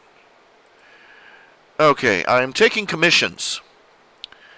Specifically to try and raise money to cover my electric bill, and also, continued breathing and eating and other luxuries like that. And okay, if you'd like to make a commission, go to rhjunior.com. That's my website. I know I'm excited. And right here is, at the top, is a button titled Commissions. Click on it, and you will be taken to the commission page. I have a button for black and white images, and a button for full color images. A black and white image is $20. A color one is $40, and $10 extra for each extra character in or person in the image. Now, that's in case anybody wants me to do a Where's Waldo image. Get a commission for Where's Waldo and pay off my bills for the next 2 years. Wouldn't that be nice? Anyway, you just go over here and you click on the appropriate PayPal button. It says buy now, and it will. You pick how many in your image, 1, 2, 3, 4, 5, and you click on the buy now button, and it will take you to a PayPal page where you place your order. I will be informed by email that you have placed your order, and I will email you back and ask for a description of the commission you want done. And the drawing will the act will be done in channel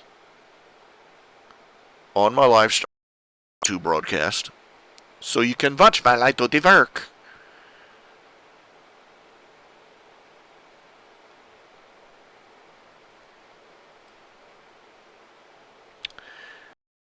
Anyway, also I've got I have books that you can purchase. That's the buy BUI button right there. That's our store. There's an archival CD that will be released in the coming January for this year. You can pre-order. There's also I have about several books here. Several volumes of Tales of the Questors, a volume of Space Ranger, Nip and Tuck, 3 volumes of that, Under the Lemon Tree, and Camp Cow. You can order them through indieplanet.com. And they will mail it right to you. How exciting! Or if you want to, you can drop a donation in the PayPal button. Or if you want to make a longer-term donation, I have Patreon patrons. I make the marvelous list of marvelous people who have decided to drop a little something in the hat every month to keep the wheels greased, which is very nice. I'd really like to reach a point where my audience is large enough that Patreon covers everything. Vital, anyway. Right now, it's more of a, you're just fig leaf. And a fat man in a fig leaf? No, it's a bad thing. Bad thing.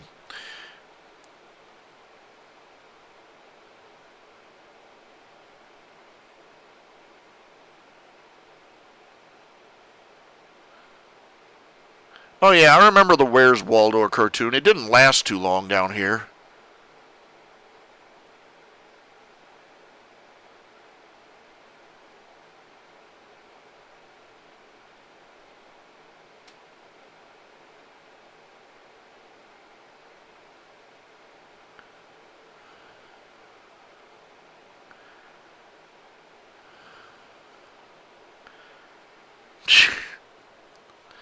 Okay.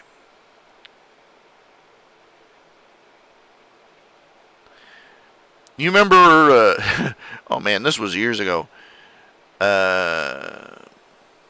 What's his name? The boxer.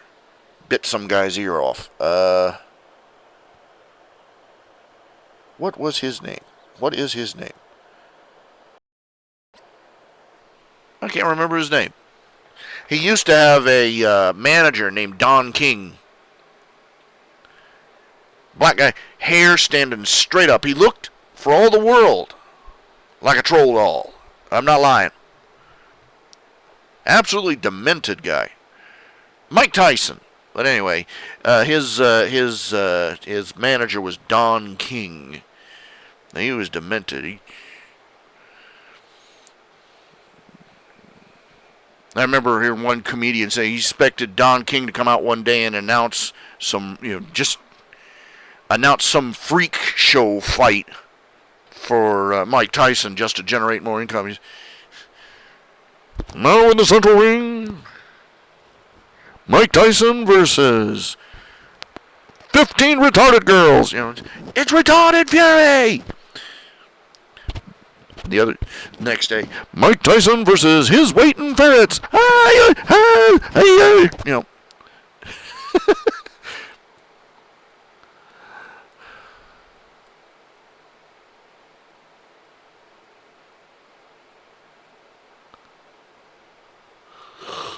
Oh, buddy.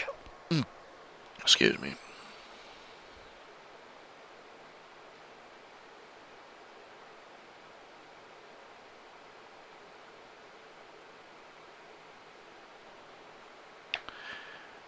Well, that was awful.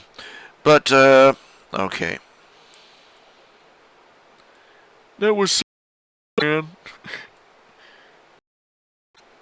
Mike Tyson versus 500 retarded girls.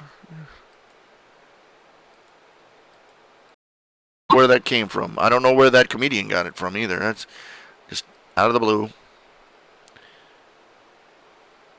They got a website out there that you put in some information. How many kindergartners could you take on in a fight?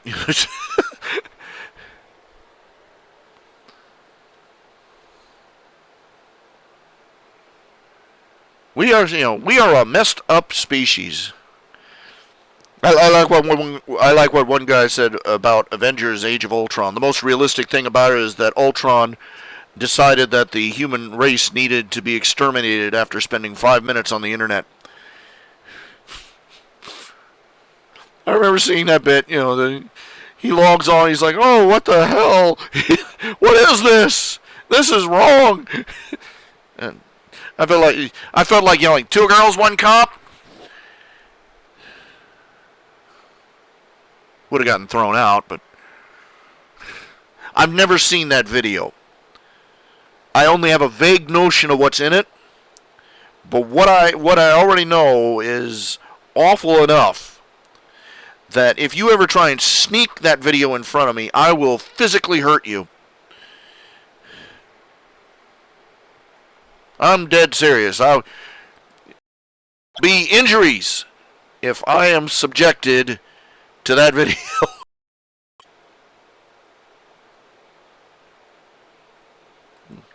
Her head's a little small. It's proportions. These proportions are always the hardest thing about it. You think you got it right, and then you look, and the guy's got to look like he was the last child of the Lannisters.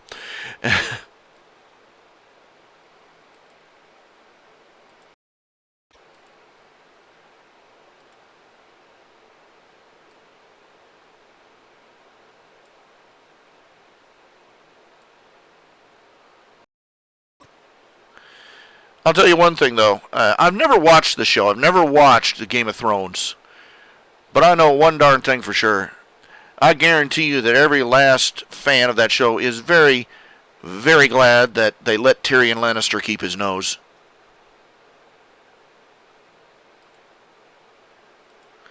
Yeah, in the book, he got it chopped off in a battle or something.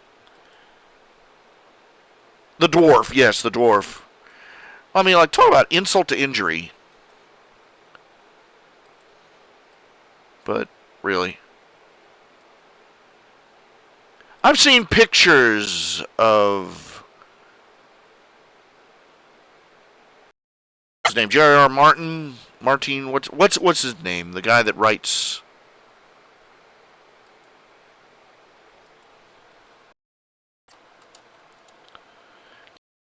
today.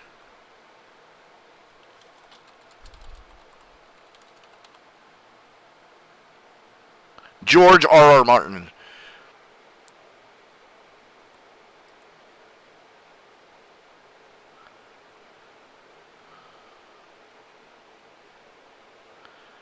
I've seen pictures of the guy. He looks like somebody who would be handing candy out to children out of the back of a suspicious-looking van.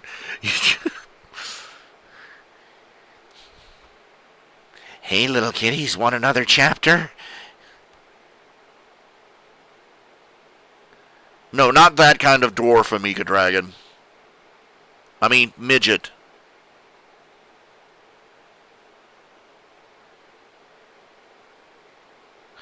Riley King, I'm more curious as to why they call it Where's Wally anywhere else. Because from what I understand, in Great Britain, Wally is not a name. It's a portion of your anatomy.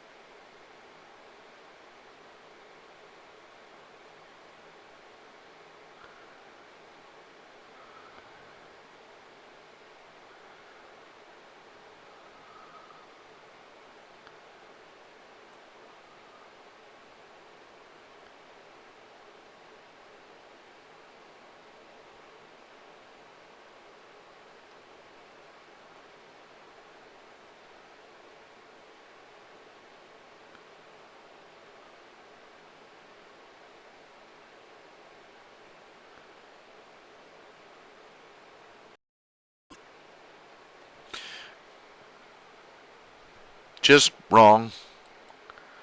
Of course, you go anywhere, you're gonna.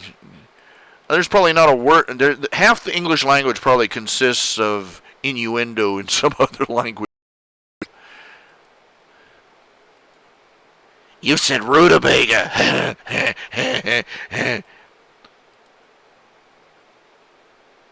You said lint.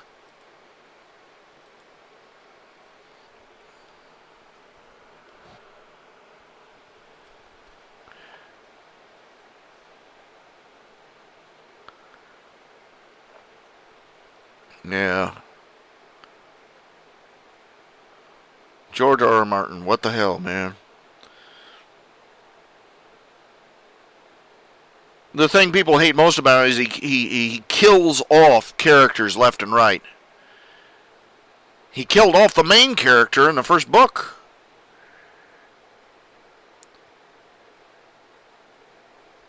The running gag is that the final volume of the series is going to be nothing but 1,000 pages of winter winds blowing across a field of tombstones.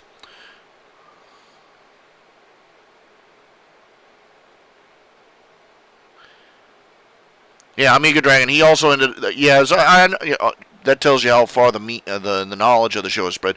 I've never watched it, but I know that the kid ends up with amnesia and paralyzed from the waist down, and he ends up. The kid ends up somewhere and ends up with this character named Hodor, who carries him everywhere.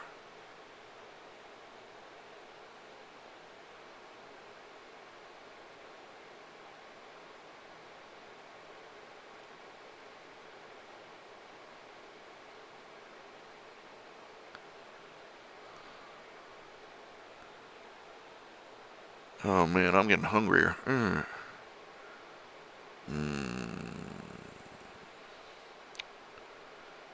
don't want to eat.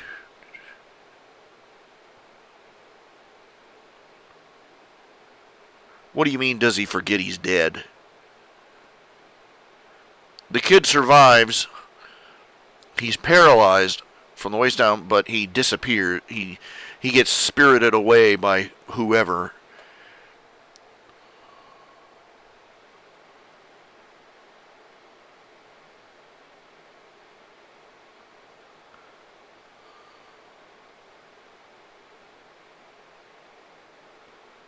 Yeah, you get these nihilists out there writing stuff like this. They think they're deep and profound because they write a story where everything sucks.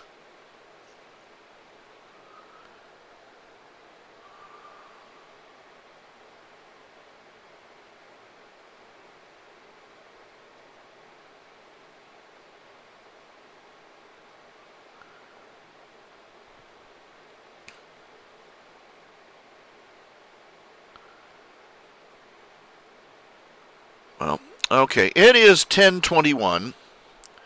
Okay, for Kruger here, this is how far we've gotten so far today. Not bad, not bad, not bad. Got to put his feet in there, and hers back there, and 3 more characters to add.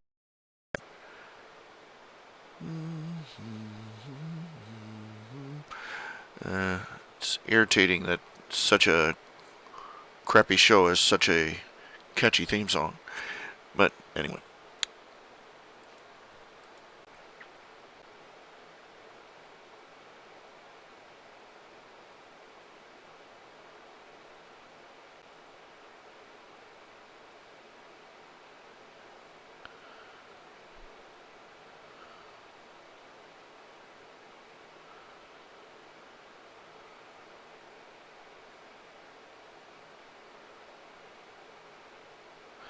Okay, I'm going to call it a night.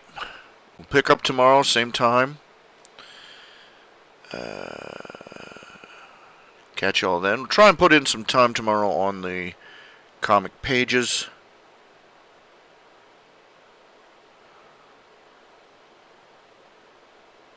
And we'll go from there. Say a prayer for me. God knows I need it. Y'all take care of yourselves. Have a good night.